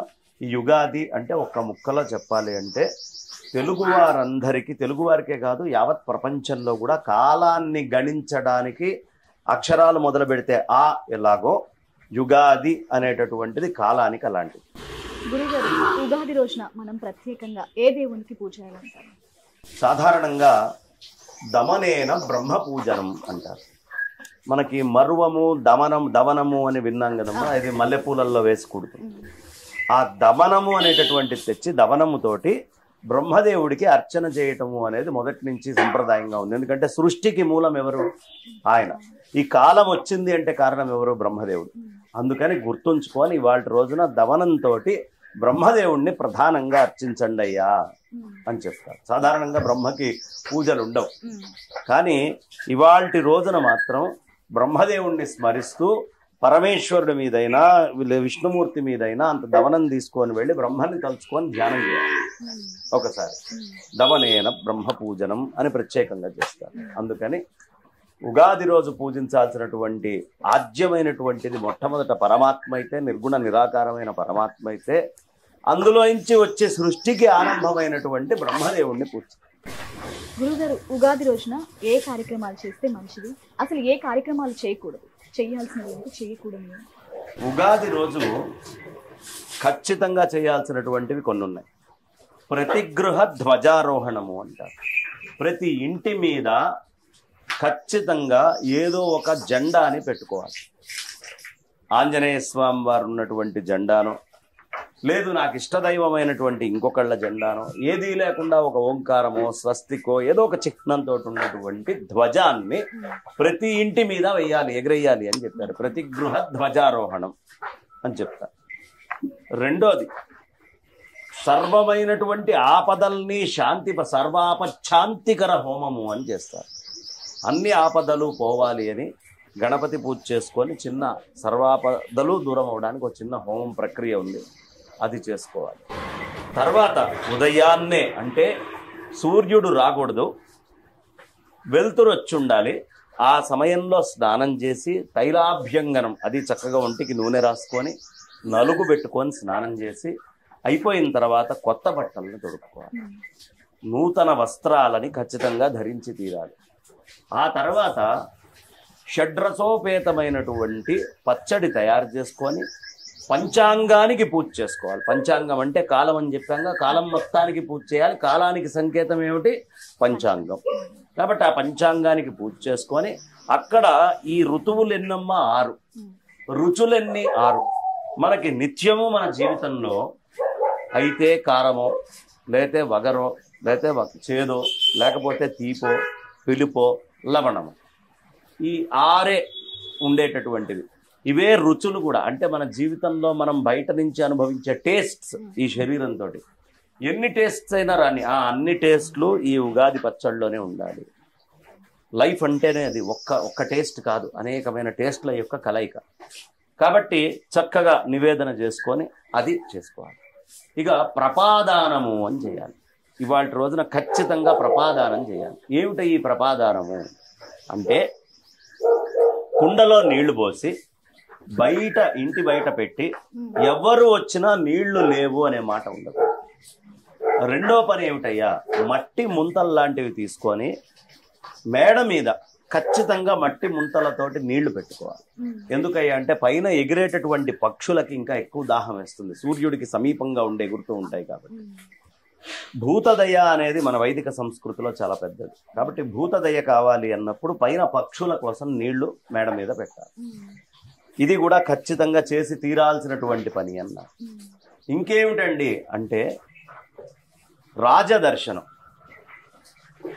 ఇక్కడ ఉండేటటువంటి తమిళిసై గారినో, లేదా ఆ పక్కన తెలుగు రాష్ట్రాల్లో ఉండే విశ్వభూషణ్ గారినో, లేకపోతే మన రాష్ట్రపతి గారు ద్రౌపది ముర్ము గారినో, లేకపోతే మోడీ గారినో, కేసీఆర్ గారినో, జగన్ గారినో, ఎవరైతే ఈ రాజ శాసనాన్ని ముందరికి నడిపిస్తారో, అంటే కాన్స్టిట్యూషన్ ని ముందరికి తీసుకొని వెళ్తారో, కాన్స్టిట్యూషన్ ని మనం చూడలేంగా, కాలాన్ని మనం చూడగలమా? కాలం కనిపించదు. కాలానికి గుర్తుగా పంచాంగం ఉంది. ఈ ధర్మాన్ని, శాసనాన్ని నడిపించే దానికి గుర్తుగా ఎవరుంటే వాళ్ళు. ఇవాళ వాళ్ళు ఉండొచ్చు, రేపు ఇంకొకళ్ళు ఉండొచ్చు. ఎవరు ఉన్నా సరే ఆ రాజస్థానంలో కూర్చొని ఉన్నటువంటి వాళ్ళని రాజదర్శనము అని ఖచ్చితంగా చేసుకోవాలి అని చెప్తారు. చాలా విశేషమైనటువంటి ఫలం దానివల్ల ఉంటుంది.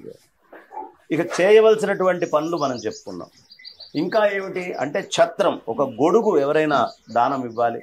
అలాగే చెప్పులు కూడా కొత్తవి చూసుకోవాలి. ఇక్కడి నుంచి కాళ్ళు కాలడము, నెత్తి మండడము అనేది ఉంటుంది కాబట్టి కాళ్ళు, గొడుగు జాగ్రత్త నాయన అని చెప్పి వీటిల్ని కూడా సిద్ధం చేస్తారు. మొదటి నుంచి ఇది సంప్రదాయం. ఈ రోజు నుంచి మీరు ప్రిపేర్ అయ్యి ఉండండి, ఎండలు మిమ్మల్ని మామూలుగా ఏడిపించవు అని చెప్తున్నారు. ఇది అయిపోయిన తర్వాత చేయకూడనివి. ఉగాది పండగ నాడు సాధారణంగా మనకి తెలుగునాట ఆచారం ఏమిటయ్యా అంటే ఉగాది నుంచి శ్రీరామనవమి దాకా వేరే ఉత్సవాలు ఏవి మనం చెయ్యం. పెళ్ళిళ్ళు ఇట్లాంటివి చేయకూడదు. కళ్యాణం కావాలి అంటే ఆ కళ్యాణం మళ్ళీ నవమి వెళ్ళిన తర్వాతే, శ్రీరాముడికి కళ్యాణం అయ్యాకే చేసుకోవాలి. మరి ఏం చేసుకోవచ్చు అయ్యా? ఉపనయనాదులు ఇట్లాంటివి ఏమైనా ముహూర్తం ఉంటే చేసుకోవచ్చు. గృహప్రవేశాలు కూడా తొందరగా చెయ్యరు. కాబట్టి సాధారణంగా ఈ పాడ్యమి నుంచి నవమి దాకా మిగతా అయినటువంటి కార్యక్రమాలు, ఒక్క వైదికమైనటువంటి పూర్ణ వైదిక కర్మ అయినటువంటి ఉపనయనం తప్ప సాధారణంగా ఇతరమైనవి ఏమి మనం చేయం. ఈ విధంగా చేయకూడనటువంటివి ఏమిటంటే గృహప్రవేశాలు, ఇట్లాంటి వేరే పనులన్నీ కూడా పక్కన పెట్టారు. చేయతగినవి ఏమిటి అంటే ఉగాది రోజు నుంచి చక్కగా దేవి భాగవతమో, రామాయణమో, భారతమో, భాగవతమో ఇలాంటి గ్రంథాలని పారాయణం చేయడం. భగవంతుడి గుడికి ఖచ్చితంగా వెళ్ళి తీరాలి. వాళ్ళ రోజు వెళ్ళి ఒక్కసారి నమస్కారం చేసుకొని, స్వామి ఈ సంవత్సరం అంతా మాకు బాగుండేట్టుగా అనుగ్రహించు తండ్రి, బ్రహ్మ పుట్టడానికి కూడా మూల కారణమైనటువంటి వాళ్ళు మీరు అని చెప్పి ఒక విష్ణుమూర్తినో పరమేశ్వరుణ్ణో ధ్యానం చేసుకొని ఆ క్షేత్రాలకు, అమ్మవారినో ధ్యానం చేసుకొని క్షేత్రాలకు వెళ్ళాలి. ఇది చేయదగ్గవి, చేయకూడనటువంటి పనులన్నీ. గురుగారు, ఉగాది రోజున పంచాంగ శ్రవణానికి ఎంతో ప్రత్యేకత ఉంది. ప్రధానంగా అందరూ పంచాంగ శ్రవణం వింటూ ఉంటారు. అసలు పంచాంగ శ్రవణం ప్రత్యేకత ఏంటి? ఎలాంటి స్థలంలో పంచాంగ శ్రవణాన్ని వినాలి? మొట్టమొదట పంచాంగము అంటే తిథి, వార, నక్షత్ర, యోగ, కరణాలు ఈ 5టిని కలిపితే పంచాంగం అంటారు. ఈ పంచాంగము అనేటటువంటిదే మొత్తము కాలానికి గుర్తు. నిన్న ఒక రకమైన వస్త్రాలని ధరించిన మనము ఇవాళ ఒక రకమైన వస్త్రాలని ధరిస్తున్నాం. నిన్న ఒక రకమైన ఆహారంతో శక్తిని తెచ్చుకున్న మనం ఇవాళ ఒక రకమైన ఆహారంతో తెచ్చుకుంటున్నాం. ఇదంతా కదులుతున్న కాలం. ఈ కదుల కాలములో ఈ సమయంలో ఇది జరిగింది అని రికార్డు చేసుకోవడానికి ఒక ఎవిడెన్స్ లాంటిది కావాలి కదా, అదే పంచాంగం. అది ఏం చేస్తుంది అంటే మార్క్ చేస్తుంది.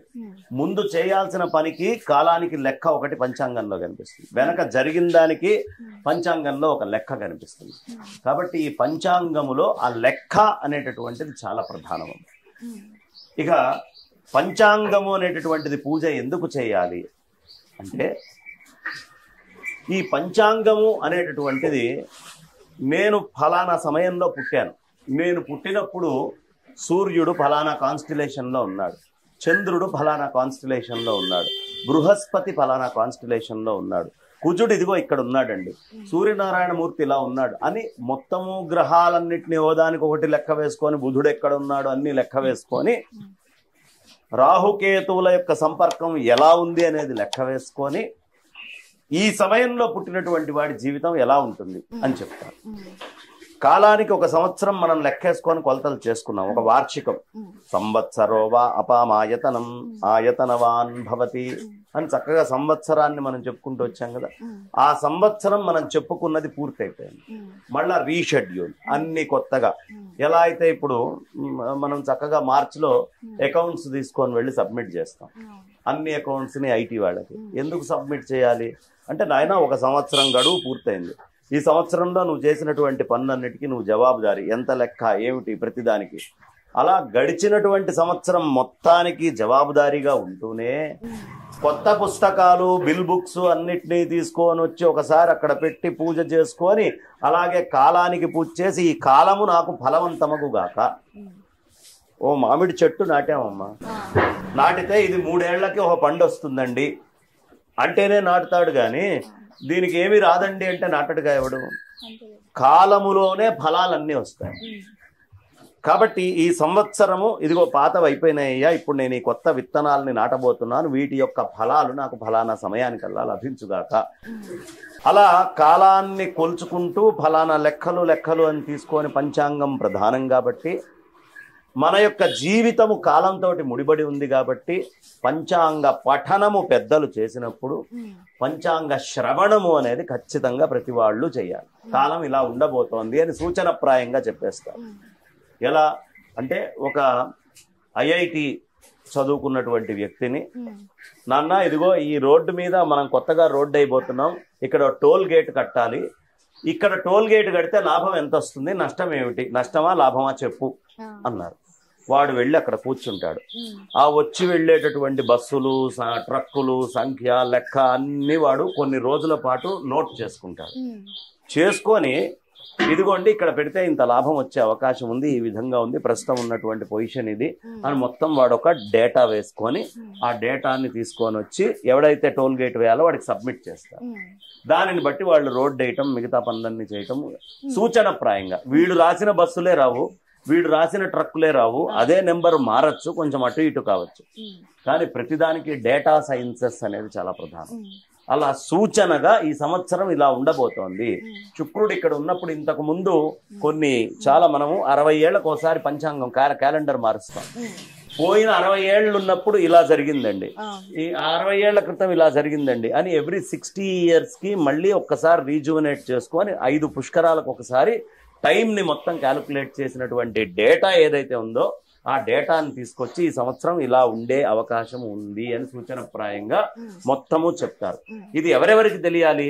పాలించే రాజుకు తెలియాలి, పాలించబడేటటువంటి ప్రజలకి తెలియాలి, ఎలాంటి పంటలు బాగా పండుతాయని రైతులకి తెలియాలి, పిల్లలకి ఎలా ఉండబోతోంది అనేది తెలియాలి, సస్యమా రోగాల అనే విషయాలు కూడా, ఇవన్నీ పూర్వ అనుభవాలు, డేటా అంటారు దీన్ని. ఈ డేటా మొత్తము తీసుకొని చెప్తారు. కాబట్టి ఫస్ట్ లర్న్ డేటా ఎలా తీసుకోవాలనే విషయం నువ్వు నేర్చుకో అనేది ఈ పంచాంగం అనేటటువంటి వినడాన్ని బట్టి మనకు తెలియపరుస్తుంది. నీ పర్సనల్ డేటా తెలియాలి, నీ ఫ్యామిలీ డేటా తెలియాలి, సోషల్గా ఉండేటటువంటి నీ చుట్టుపక్కల డేటా తెలియాలి, నీ రాష్ట్రం డేటా తెలియాలి, నీ దేశం డేటా తెలియాలి, ఈ విశ్వం యొక్క డేటా తెలియాలి. ఎందుకంటే ఇవన్నీ టైం బౌండెడ్ యాక్టివిటీస్. ముఖ్యమంత్రులైనా, ప్రధానమంత్రులైనా, ప్రెసిడెంట్లైనా, వేరే దేశ ప్రెసిడెంట్లైనా వాళ్ళందరూ ఎవరైనా టైం బౌండెడ్. కాబట్టి టైం బౌండెడ్ యాక్టివిటీస్ అనేటటువంటివి ఎవరెవరు టైం బౌండెడో వాళ్ళందరూ పంచాంగం మీద తీరాల్సింది. వింటే తద్వారా ఏమవుతుంది అంటే డేటాని రికార్డ్ చేసుకోవాలి, డేటా ఉంచుకోవాలి, పాతగా ఏం చేసామో తెలుసుకోవాలి, కొత్తగా చేయబోయేటటువంటివి ఏమిటో తెలుసుకోవాలి. ఇదంతా కూడా పంచాంగానికి చేసేటటువంటి పూజ. అందుకని పంచాంగ పూజ అనేది చేస్తా ఉన్నాం. గురుగారు, పంచాంగము అంటే ఏ స్థలంలో వింటే మంచిది అంటే ఏ ప్రదేశంలో పంచాంగాన్ని మనం చక్కగా శుద్ధి అయినటువంటి భగవత్ విభూతి ఉన్న ప్రదేశాలు, అంటే ఏ క్షేత్రాలలోనో, ఇప్పుడు చక్కగా మనం గోశాలలో కూర్చున్నాం, గోశాలలోనో, లేకపోతే ఇంట్లో నిత్యము మనం దేవతార్చన చేసుకునేటువంటి దేవతార్చన భాగంలోనో, లేదు ముఖ్యమైనటువంటి రాజులు వ్యవహారం నడిపేటటువంటి వాళ్ళ కార్యవర్గ స్థలాలలో. ఇప్పుడు తెలంగాణలో ప్రగతి భవన్ అంటాం. ఎందుకు ప్రగతి భవన్, ఎందుకు సచివాలయాలు అంటే అక్కడి నుంచి వ్యవహారాలు నడుస్తూ, ఎక్కడి నుంచి వ్యవహారం నడుస్తూ ఉంటుందో అక్కడ ప్రతి వాళ్ళు వాళ్ళ కార్యాలయాల్లో చెప్పించుకుంటారు. బీజేపీ వాళ్ళు బీజేపీ కార్యాలయంలో చెప్పి ఈ కార్యాలయంలో నుంచి కాలం తెలుసుకోవడము అనేది వాళ్ళకు అవసరం. అంటే ఎవరు ఏ యాక్టివిటీస్ చేస్తారో ఆ యాక్టివిటీస్ యొక్క కోర్ సెంట్రిక్ పాయింట్ ఎక్కడ ఉంటుందో అక్కడికి వెళ్ళి ఇది చదువుకోవడము అనేది చాలా ఉత్తమం. గృహంలో నుంచి చేసుకునేవాళ్ళు గృహంలో నుంచి చేసుకుంటారు, కార్యాలయాల్లో. కానీ ఏదైనా అన్నిటికంటే క్షేత్రము, గోశాలలు లాంటివి చాలా పవిత్రమైనటువంటివి. అలాంటి చోట చెప్పుకుంటే ఏదైనా కొంచెం నెగిటివ్ ఉన్నా, ఏదైనా కొంచెం దుఃఖభూయిష్టమైనది ఉన్నా కాస్త దూరం అవుతుంది, మనస్సుకు కూడా ప్రశాంతత ఉంది. గురుగారు, పంచాంగము ఇప్పటి నుంచి స్టార్ట్ అవుతుంది అంటే మనకి ఉగాది నుంచి కొత్తగా మనం పంచాంగం రాసుకుంటాం కదా. గ్రహణాలు అనేవి లెక్కింపు ఎలా ఉంటుంది, అసలు ఎలా జరుగుతుంది అనే దానికి చాలా మందికి తెలియదు. సో ఆ లెక్కింపు ఎలా ఉంటుంది? ఇప్పుడు గ్రహణాల లెక్కింపు ఎలా చేస్తారయ్యా అంటే, భూమి, సూర్యుడు, చంద్రుడు ముగ్గురు ఒకటే కక్షలోకి వచ్చినప్పుడు ఒకదాని నీడ, ఒకప్పుడు చంద్రుడి నీడ ఆ చంద్రుడు ఆపేస్తుంది వెనకదాన్ని, ఒకప్పుడు భూమి ఆపేస్తూ ఉంటుంది. ఇలా దాన్ని ఆపినందువల్ల ఛాయ ఏదైతే వస్తుందో అది గ్రహణం అంటారు. ఇప్పుడు ఒక ఆర్బిట్ తీసుకున్నాం మనం, సూర్యుడు ఉన్నాడు, చుట్టూతా గ్రహాలన్నీ తిరుగుతూ ఉన్నాయి. ఈ గ్రహాలలో ఈ స్ట్రైట్ లైన్ లో ఒకటేసారి ఎప్పుడు వస్తుంది, అదే మన గొప్పతనం. ప్రతి అమావాస్యకి మనకు ఒక 5 degrees టిల్ట్ తోటి తేడా కనిపిస్తూనే ఉంది కదా. ప్రతి పౌర్ణమికి మనకి తేడా తెలుస్తుంది కదా. ఈ పౌర్ణమి అమావాస్యలు అనేటటువంటివి అదే 23.5 degrees లో భూమి టిల్ట్ అయి సంచారం అవుతూ ఉంది. ఇది కూడా దగ్గర గ్రహణం లాంటిదే. కానీ పూర్ణగ్రహణము అనేటటువంటిది ఇలా కాకుండా, ఇప్పుడు రాహువుకి ఎన్ని సంవత్సరాలు అంటే 18 సంవత్సరాలు అండి అంటారు. ఖచ్చితంగా 18 ఏళ్లకు ఒక్కసారి గ్రహణం వచ్చి తీరుతుంది. అది కాకుండా మళ్ళీ 100 ముక్కలైనటువంటి ఉపకేతు విభాగం ఏదైతే ఉంటుందో, పాక్షికమైనటువంటి గ్రహణాలు ఏవైతే ఉంటాయో కంప్లీట్ గా కాకుండా ఇలా గ్రహణాలు వస్తాయి. వీటిల్ని ఈ మూమెంట్స్ ని క్యాలిక్యులేట్ చేసుకొని 3 సేమ్ లైన్ లోకి ఎప్పుడు వస్తున్నాయి అని కూర్చొని రాసేటటువంటి లెక్కనే గ్రహణము అంటారు. అలాంటి గ్రహణాలు అనేటటువంటివి ఇవాళ టెలిస్కోప్ కనుక్కున్నప్పుడు కాదు, లేదు మనకి ఎక్స్పాన్షన్ థియరీ, లైట్ ఎక్స్పాన్షన్ ఇవన్నీ రాకముందే, ఆటమ్ ని ఎలా డివిజన్ చేయాలనేది తెలియకముందే, లేకపోతే మనకి ఈ పూర్తి అయినటువంటి ఖగోళ నాసా అనేటటువంటిది 1950లో వచ్చింది, అది రాకముందే, కొన్ని వేల సంవత్సరాల క్రితమే సనాతనమైనటువంటి మన వైదిక ఋషులు ఆకాశంలో జరిగేటటువంటి వింతలన్నిటినీ రికార్డు చేసి ఆ వింతలని మనకి తెలియపరిచారు. గ్రహణం ఫలానా టైంకి వస్తుందయ్యా, ఇగో బుధుడు ఇంట్లో ఉన్నాడు, శుక్రుడు ఇక్కడ ఉన్నాడు అంటే, ఇల్లు అంటే కాన్స్టిలేషన్. ఇప్పుడు మనము ఏదైనా ఒకటి చెప్పాలి, నువ్వు అన్నం పెడుతున్నావు, పైన చంద్రుడు కనిపిస్తున్నాడా అంటావు చెట్లో నుంచి, ఆ చెట్టులో ఉన్నటువంటి చంద్రుడు కనిపించడు, అప్పుడు మనం ఏం చేస్తాం, 2 కొమ్మల మధ్యలో నుంచి కనిపిస్తున్నాడా అంటాం. నిజంగా 2 కొమ్మల మధ్యలో చంద్రుడు ఉన్నాడా? కాదు. వీడు గుర్తుపట్టడం కోసం ఆ 2 కొమ్మల మధ్యలో అని ఎలా చెప్తామో, ఆకాశంలో ఉండేటటువంటి నక్షత్రాలని 27 నక్షత్రాలు 4 పాదాలు 108 కింద కాన్స్టిలేషన్ చేసుకొని, ఈ 108 కాన్స్టిలేషన్స్ లో మేషరాశి, ఇదిగో ఈ నక్షత్రాలు మేషం, ఈ నక్షత్రాలు వృషభం అని మొత్తము రౌండ్ గా మొత్తం ఆకాశాన్ని కొలుచుకొని ఈ ఏ ప్రదేశాల లోపల ఆ సూర్యనారాయణమూర్తి, ఆ చంద్రుడు, మిగతా అయినటువంటి గ్రహాలు సంచరిస్తున్నాయి, అవి ఎక్కడ ఉన్నాయి, ఏ కాన్స్టిలేషన్ లో ఉన్నాయి అని చెప్పేటటువంటిదే ఈ పంచాంగ గణనానికి చాలా ప్రధానమైనటువంటిది. కాబట్టి ఆ లెక్కలన్నీ కూడా వేల సంవత్సరాల క్రితం మన ఋషులు రాశారు. ఇప్పుడు మన కంటికే మనం టెలిస్కోపులు వస్తే తప్ప చూడలేనటువంటి వాళ్ళు ఎలా చూశారు, ఎలా చెప్పారు, అవి అట్పార్ విత్ నాసా, తర్వాత వచ్చిన నాసా తోటి అట్పార్ ఉన్నాయి. ఎలా వాళ్ళు ఈక్వెటోరియల్ లైన్స్ ని డిజైన్ చేశారు. ఈక్వెటోరియల్ లైన్ అంటే లంకా అని చెప్తాం మనం. ఇప్పుడు ఈ ఈక్వెటోరియల్ లైన్స్ ని ఎలా చేశారు, ఉజ్జయిని నుంచి కాలాన్ని గణించేవాడు పూర్వం, అది ఎగ్జాక్ట్ గా ఉంటుంది. మరి వాళ్ళు ఎలా గుర్తించారు, తర్వాత దాన్ని గ్రీన్విచ్ మీన్ టైం కి మార్చారు బ్రిటిషర్స్. కానీ ఈవెన్ ప్రపంచం అంతా కూడా ఉజ్జయిని నుంచే టైం ని క్యాలిక్యులేట్ చేసుకునేవాళ్ళు, మన స్వాతంత్రానికి కొంచెం ముందు దాకా కూడా. కాబట్టి మన కాల గణనము చాలా విశేషమైనటువంటి ఆ ఋషులు, అనన్య సామాన్యమైనటువంటి ఋషులు. కాబట్టి ఇవన్నీ కూడా మనకి చక్కగా చెప్తూ ఉంటారమ్మా. దానిని బట్టే మార్పులు వస్తూ ఉంటాయి. కాబట్టి మనం ఏదో క్యాలెండర్ చూసుకొని క్యాలెండర్లో వెళ్ళేటటువంటి వాళ్ళం కాదు. మోర్ రిఫైన్డ్, మోర్ జాగ్రత్తగా కొలతలతోటి, లెక్కలతోటి, ఏ రోజు ఏ క్షణం ఎప్పుడు ఏమవుతుందని లెక్కలు ఇచ్చారు మనకి. యమఘడియలేంటి, రాహుగడియలేమిటి, రాహుకాలం ఏమిటి, మంచి అమృత ఘడియలేమిటి, ఏ టైం ఏంటి, ఎప్పుడు ఎలా ఉంటుంది, వీళ్ళ మూమెంట్స్లో ఎక్కడెక్కడ ఏమేమి వస్తుంది, ఇవన్నీ కూడా సైంటిఫిక్గా ఆ రోజే అడ్వాన్స్డ్గా చెప్పినటువంటి గొప్పదైన కల్చర్ మందమ్మ. కాబట్టి అలాంటి ఆ కల్చర్లో మనం అందరం పంచాంగాన్ని వాడుకుందాం తప్ప అనవసరంగా క్యాలెండర్ల ప్రకారం పుట్టినరోజు చేసుకోవచ్చు. మనం వ్యవహారంలో వాడుతున్నటువంటి డేట్లు వాడుకున్న ట్రూ టైం, మీన్ టైం అని రెండు ఉంటాయి. ట్రూ టైము, మీన్ టైంలో తేడా ఏంటి అంటే, కలకత్తాలో ఎయిర్పోర్ట్ ఉంది ఏమ్మా, అక్కడ ఓ మనిషి నిల్చొని వాచ్ చూశాడు, 12 అయింది. Rajasthan complete west, Calcutta east అయితే రాజస్థాన్ వెస్ట్. కంప్లీట్ వెస్ట్ కార్నర్కి వెళ్ళి మళ్ళీ వాచ్ చూస్తే వాడు 12 అంటున్నాడు. మరి ఈ గమనం ఏదైతే ఉందో భూమి యొక్క మూమెంట్ లో ఈస్ట్ కి వెస్ట్ కి ఖచ్చితంగా టైం తేడా ఉండాలి కదా, ఉండాలా? ఎందుకు తేడా లేకుండా 12 పెట్టారు అంటే, ఇక్కడ ల్యాండ్ అయినది అక్కడ టైం ఇక్కడ టైం వేరుంటే, ఇక్కడ లేచినటువంటి విమానం అక్కడ దిగేటప్పటికి టైములు వేరియేషన్స్ వస్తాయి, ఇబ్బంది పడతారు జనాలు అని దాన్ని మీన్ టైం అంటారు. అన్ని చోట్ల ఒకటే ఇది కింద తీసుకొని పెట్టేస్తారు. ట్రూ టైం ఏంటి అంటే, మనం ముహూర్తాలు పెట్టుకుంటాం. హైదరాబాద్ లో పుట్టాడండి, ఇక్కడ అంటే ఇక్కడ లాటిట్యూడ్, ఇక్కడ లాంజిట్యూడ్, ఇవన్నీ క్యాలిక్యులేట్ చేసుకుంటూ ఇక్కడ పరిస్థితి ఏమిటి అని క్యాలిక్యులేట్ చేసుకొని సూర్యుడి యొక్క సమయం ఏమిటో గమనించుకొని యాప్ట్ టైం చెప్పడాన్ని ట్రూ టైం అంటారు. మనం ముహూర్తాలు పెట్టుకునేదంతా ట్రూ టైం, మనం వ్యవహారం చేసుకునేదంతా మీన్ టైం.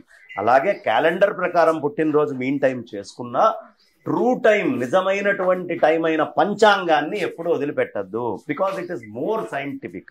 ఇప్పుడు అదే కదా ప్రపంచంలో అటామిక్ టైంకి రీచ్ అవుతున్నారు మెల్లిగా. కాబట్టి పంచాంగం అనేది వదిలిపెట్టకూడదు. పంచాంగం ప్రకారం కాలం గణించుకుంటూనే చక్కగా క్యాలెండర్ని. ఇంకా ఎవరైనా అడిగితే చెప్పచ్చు, who don't like to celebrate their birthday twice, 2 సార్లు పుట్టినరోజు చేసుకోవడానికి ఎవడ ఆనందపడుతూ. అందుకని చక్కగా బ్రహ్మాండంగా పంచాంగాన్ని వదిలిపెట్టద్దు. పంచాంగంలో మనం చూసుకొని గణనం చేసుకొని కాలాన్ని నడుపుకుంటూ వెళ్ళాలి. గురుగారు, మీరు ఇప్పుడు చెప్పినట్టు మన హిందూ సనాతన ధర్మంలో నిజంగానే పంచాంగానికి ఒక ప్రత్యేక స్థానం ఉంది. ఎప్పటి నుంచో, ఇప్పుడు కాదు కదా, ఎప్పటి నుంచో మన పంచాంగం అనేది ఫాలో అవుతుంది. కానీ హేతువాదుల విషయానికి వస్తే, ముఖ్యంగా పేర్లు చెప్పాలి అంటే, మీరు ఎన్నోసార్లు డిబేట్స్ లో వాదించి ఉన్నారు. బాబు గోగినేని గారు అయి ఉండొచ్చు, లేకపోతే రావు గారు అయి ఉండొచ్చు, ఇలా ఎంతో మంది మీరు ఎన్నోసార్లు వాదించి ఉన్నారు. వాళ్ళతో రమేష్ గారు అయి ఉండొచ్చు, ఎంతో మందితో వాదించారు గురుగారు. కానీ పంచాంగాన్ని నమ్మొద్దు, అది అసలు లేదు, ఏదో ఎవరో సృష్టించి రాసింది, కల్పితం అంటూ కూడా ఎన్నో వాదనలు వినిపించాయి. అసలు దీని గురించి మీరేం చెప్తారు? పంచాంగాన్ని నమ్మద్దు అంటే, బాబు నీ కళ్ళను నువ్వు నమ్మద్దు, నేను ఇచ్చినటువంటి మిషన్నే నమ్ముకుంటూ వెళ్ళు,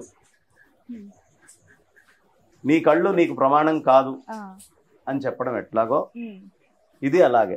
అయితే దీనికి మళ్ళీ కొన్ని ఉదాహరణలు చెప్తారు మన పెద్దవాళ్ళు. ఏమిటాయంటే, కొన్ని కంటికి కనిపించని ఉంటాయి. అలా కంటికి కనిపించనటువంటి మహత్తరమైన విషయాల్ని పంచాంగం చాలా చెప్తుంది. వాళ్ళు ఏదో మాట్లాడాము, కొంచెం గనక డెప్త్ గా ఈ నాకు తెలిసి పంచాంగం గురించినటువంటి జ్ఞానము చాలా తక్కువ ఉంటుంది వాళ్ళకి. ఓ సందర్భంలో మాట్లాడేటప్పుడు నేను ఫలిత జ్యోతిష్యము దాని మీద మీరు వంక పెడితే అది డేటా సైన్స్, సూచనప్రాయంగా చెప్పేది. ఇక మనం దక్షిణాయనం అంటాం, దక్షిణాయనం వస్తుందా లేదా? ఉత్తరాయణం అంటున్నాం, ఉత్తరాయణం ఆ సూర్యుడి యొక్క మూమెంట్స్ లో మార్పు ఉంటుందా ఉండట్లేదా? మనము పౌర్ణమి అంటున్నాం, నిండుగా చంద్రుడు కనిపిస్తున్నాడా లేదా? మనం పౌర్ణమి అన్న రోజే కనిపిస్తున్నాడు కదా మన క్యాలెండర్ లో. మనం అమావాస్య అంటున్నాం, ఆ రోజు రాత్రి సూర్యనారాయణమూర్తి ఉండట్లేదు కదా. ప్రతిదీ అభివృద్ధి చెందుతోంది కదా. సూర్యోదయము అని పంచాంగంలో రాస్తున్నావా అంటే ఈ టైంకి సూర్యుడు ఉదయిస్తాడు అని వస్తోందా? సూర్యాస్తమయము అని మనం రాసాం అంటే ఈ లెక్కలు ఎలా క్యాలిక్యులేట్ చేసుకోవాలనేది నీ నాసా పుట్టక ముందు, టెలిస్కోప్ రాకముందు చెప్పారయ్యా. నీకు కొంచెమైనా ఆలోచన ఉంటే పంచాంగాన్ని నమ్మద్దు అనవు. ఎందుకు? నేను పౌర్ణమి అంటే పౌర్ణమే, నేను అమావాస్య అంటే అమావాస్య, ఆకాశంలో కనిపిస్తోంది కదా ప్రాక్టికల్ గా. ఇంకా ఏమిటయ్యా అంటే ఈ వింతల్ని మన వాళ్ళు ఎంతో రీడ్ చేశారమ్మా. ఇప్పుడు ఛాయా సోమేశ్వరాలయం ఉంది, ఏ సమయంలో వెళ్ళినా ఛాయ పడేట్టుగా ఆస్ట్రనామికల్ నాలెడ్జ్ ని ఇంజనీరింగ్ టెక్నాలజీ తోటి కలిపి టెలిస్కోప్ కంటే ముందే అక్కడ తీసుకొచ్చి కట్టారు. విద్యారణ్య స్వామి వారు హంపీలో ఒక అద్భుతమైన గోపురం కట్టారు. సూర్యనారాయణ మూర్తి ఎటు ఉన్నా దాని యొక్క ఇన్వర్టెడ్ మిర్రర్ ఇమేజ్ అనేటటువంటిది ఒక చిన్న రంధ్రంలోంచి 1 కిలోమీటర్ పాస్ అయి వెళ్ళి ఇన్వర్టెడ్ ఇమేజ్ పడుతుంది. ఏనాడో వాళ్ళు గ్రహాలని లెక్క వేసుకొని అక్కడ తీసుకొచ్చి ఆ క్యాలిక్యులేషన్స్ ఇచ్చారు. ఇంకా మన పంచాంగంలో ఏమండి ఫలానా సింహరాశిలోకి బృహస్పతి ప్రవేశిస్తాడు అని రాస్తే కాశ్మీర్లో కోటిహర్ అనే ఒక లేక్ ఉంది, ఆ లేక్ లో వాటర్ వచ్చేస్తాయి. ఎప్పటిదాకా మన పంచాంగంలో సింహరాశిలో బృహస్పతి ఉంటాడని చెప్తాం అప్పటిదాకానే ఉంటాయి, మళ్ళీ 13 నెలలు అయిపోతే వెళ్ళిపోతాయి, మళ్ళీ 12 years తర్వాత వాటర్ వస్తాయి. అలాంటిది ఇప్పుడు ఇదేమి నేను రాసినందువల్ల చెరువుల్లో నీళ్లు రావుగా.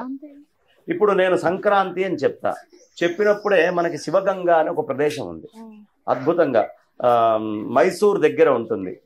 ఆ ఒక కొండ, అద్భుతమైన కొండ, ఆ కొండ మీద తొట్లో 40 ounces వాటర్ కరెక్ట్ గా మకర రాశిలోకి సూర్యుడు ప్రవేశించినప్పుడే వస్తాయి. ఇది నేను చెప్పట్లేదే, ప్రకృతికి పంచాంగంలోనే ఉంది, ప్రకృతికి నేను చెప్పింది కాదు. ఆల్వార్ ట్యాంక్ లో కూడా అంతే వస్తాయి వాటర్. ఇలా ప్రకృతిని ఎంతో స్టడీ చేసి డేటా తీసుకొని వచ్చి అయ్యా ప్రపంచంలో ఇన్ని మార్పులు ఉంటాయి ఇంత అని టైంని మోస్ట్ సొఫిస్టికేటెడ్ గా క్యాలిక్యులేట్ చేసినటువంటి ఋషుల హృదయం అర్థం గాక ఏది మాట్లాడినా ఏదో ఒక తప్పు, ఇది తప్పు తప్పు. ఇప్పుడు మామూలుగా రోడ్డు మీద నడుచుకుంటూ వెళ్ళావు అనుకోమ్మా, నిన్ను ఎవడైనా పట్టించుకుంటాడా? ఎవడు పట్టించుకోడు. అలాగే ఎవడెళ్ళినా పట్టించుకోడు. అదే రోడ్డు మీద వెళ్ళినటువంటి వాడు మంచి సెంటర్లో, ఓ బస్ స్టాప్ ఉన్న సెంటర్లో నిల్చొని పర్రా చొక్కా చింపుకొని తలకాయ పైకెత్తి పెద్దగా వండర్ పెట్టాడు అనుకో, నలుగురు చుట్టుముడతారు ఏముందో అని.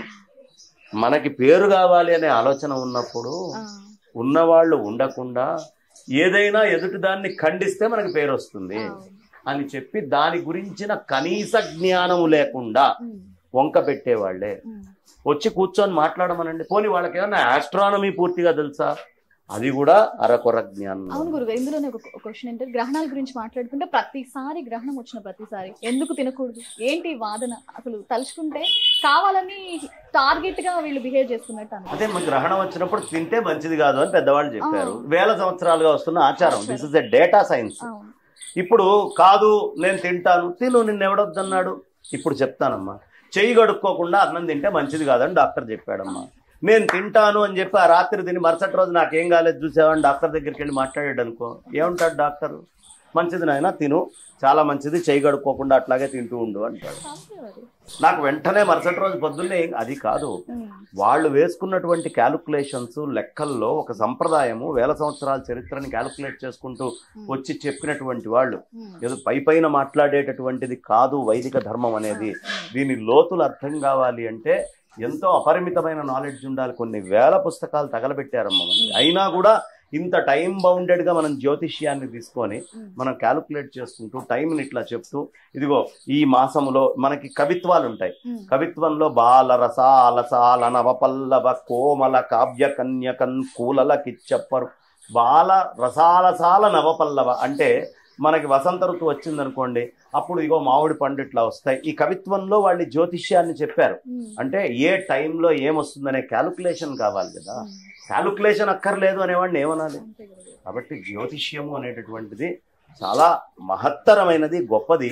అర్థం చేసుకోగలిగే స్థాయిలో తపస్సు చేసుకొని జ్యోతిష్యులకు కూడా నేను చెప్తాను, ఓ తపస్సులాగా చదువుకొని చెప్పండి, ఏది పడితే అది మాత్రం దయించి చెప్పద్దు. మనం వైదిక ఋషి యొక్క హృదయము అవతల వాళ్ళు తప్పర్థం చేసుకున్నారు అంటే తప్పుగా చెప్పేవాళ్ళు వస్తే తప్పర్థం చేసుకుంటారు. అదే తపస్సుగా చదువుకొని చెప్పిన వాళ్ళు చేస్తే there is a science in it. వాళ్ళు ఒక డేటాను తీసుకొని మాట్లాడుతున్నారు. కాబట్టి ఇటువైపున సర్దుకోవాలి. ఎవరు పడితే వాళ్ళు ఇష్టం వచ్చినట్టుగా చెప్పకూడదు, చక్కగా చదువుకొని చెప్పాలి. అటుపక్కన ఏమీ తెలియకుండానే, ఈ గ్రంథాలు చదవకుండానే, మూలమర్థం కాకుండానే వాళ్ళు తిట్టకూడదు. కాబట్టి ఉభయతారకంగా జాగ్రత్తగా చూసుకుంటారు. గురుగారు, ఉగాది రోజున స్వీకరించే పచ్చడి ఏ సమయంలో మనం తీసుకోవాలి, దాని ప్రత్యేకత? ఉదయాన్నే పంచాంగము అనేటటువంటిది పూజ చేసుకొని మొత్తం అయిపోయిన తర్వాత చక్కగా తీసుకొని చదువుకొని ఉదయాన్నే పచ్చడి తీసుకుంటే చాలా మంచిదమ్మా. లేకపోయినా అన్నం తినే లోపల ఆ ఉగాది పచ్చడి తీసుకొని తర్వాతే భోజనం చేయటం, మిగతా చేయటం అనేది చాలా మంచిది. ప్రేక్షకులందరికీ కూడా మరొక్కసారి ఉగాది శుభాకాంక్షలు చెప్తూ, చక్కగా అందరూ కూడా ఆ పరమాత్మని పూజించండి, ఆయన అనుగ్రహాన్ని పొందండి. అందరికీ కాలం సక్రమంగా అనుకూలించాలి అని అందరి పక్షాన, నా పక్షాన, హిట్ టీవీ ప్రేక్షకులందరి పక్షాన నేను ఆ పరాత్పరుణ్ణి ప్రార్థిస్తూ నా వాణికి విరామాన్ని ఇస్తాను. ధన్యవాదాలు గురుగారు. చాలా ఎన్నో తెలియని విషయాలు తెలియజేశారు మాకు. ధన్యవాదాలు.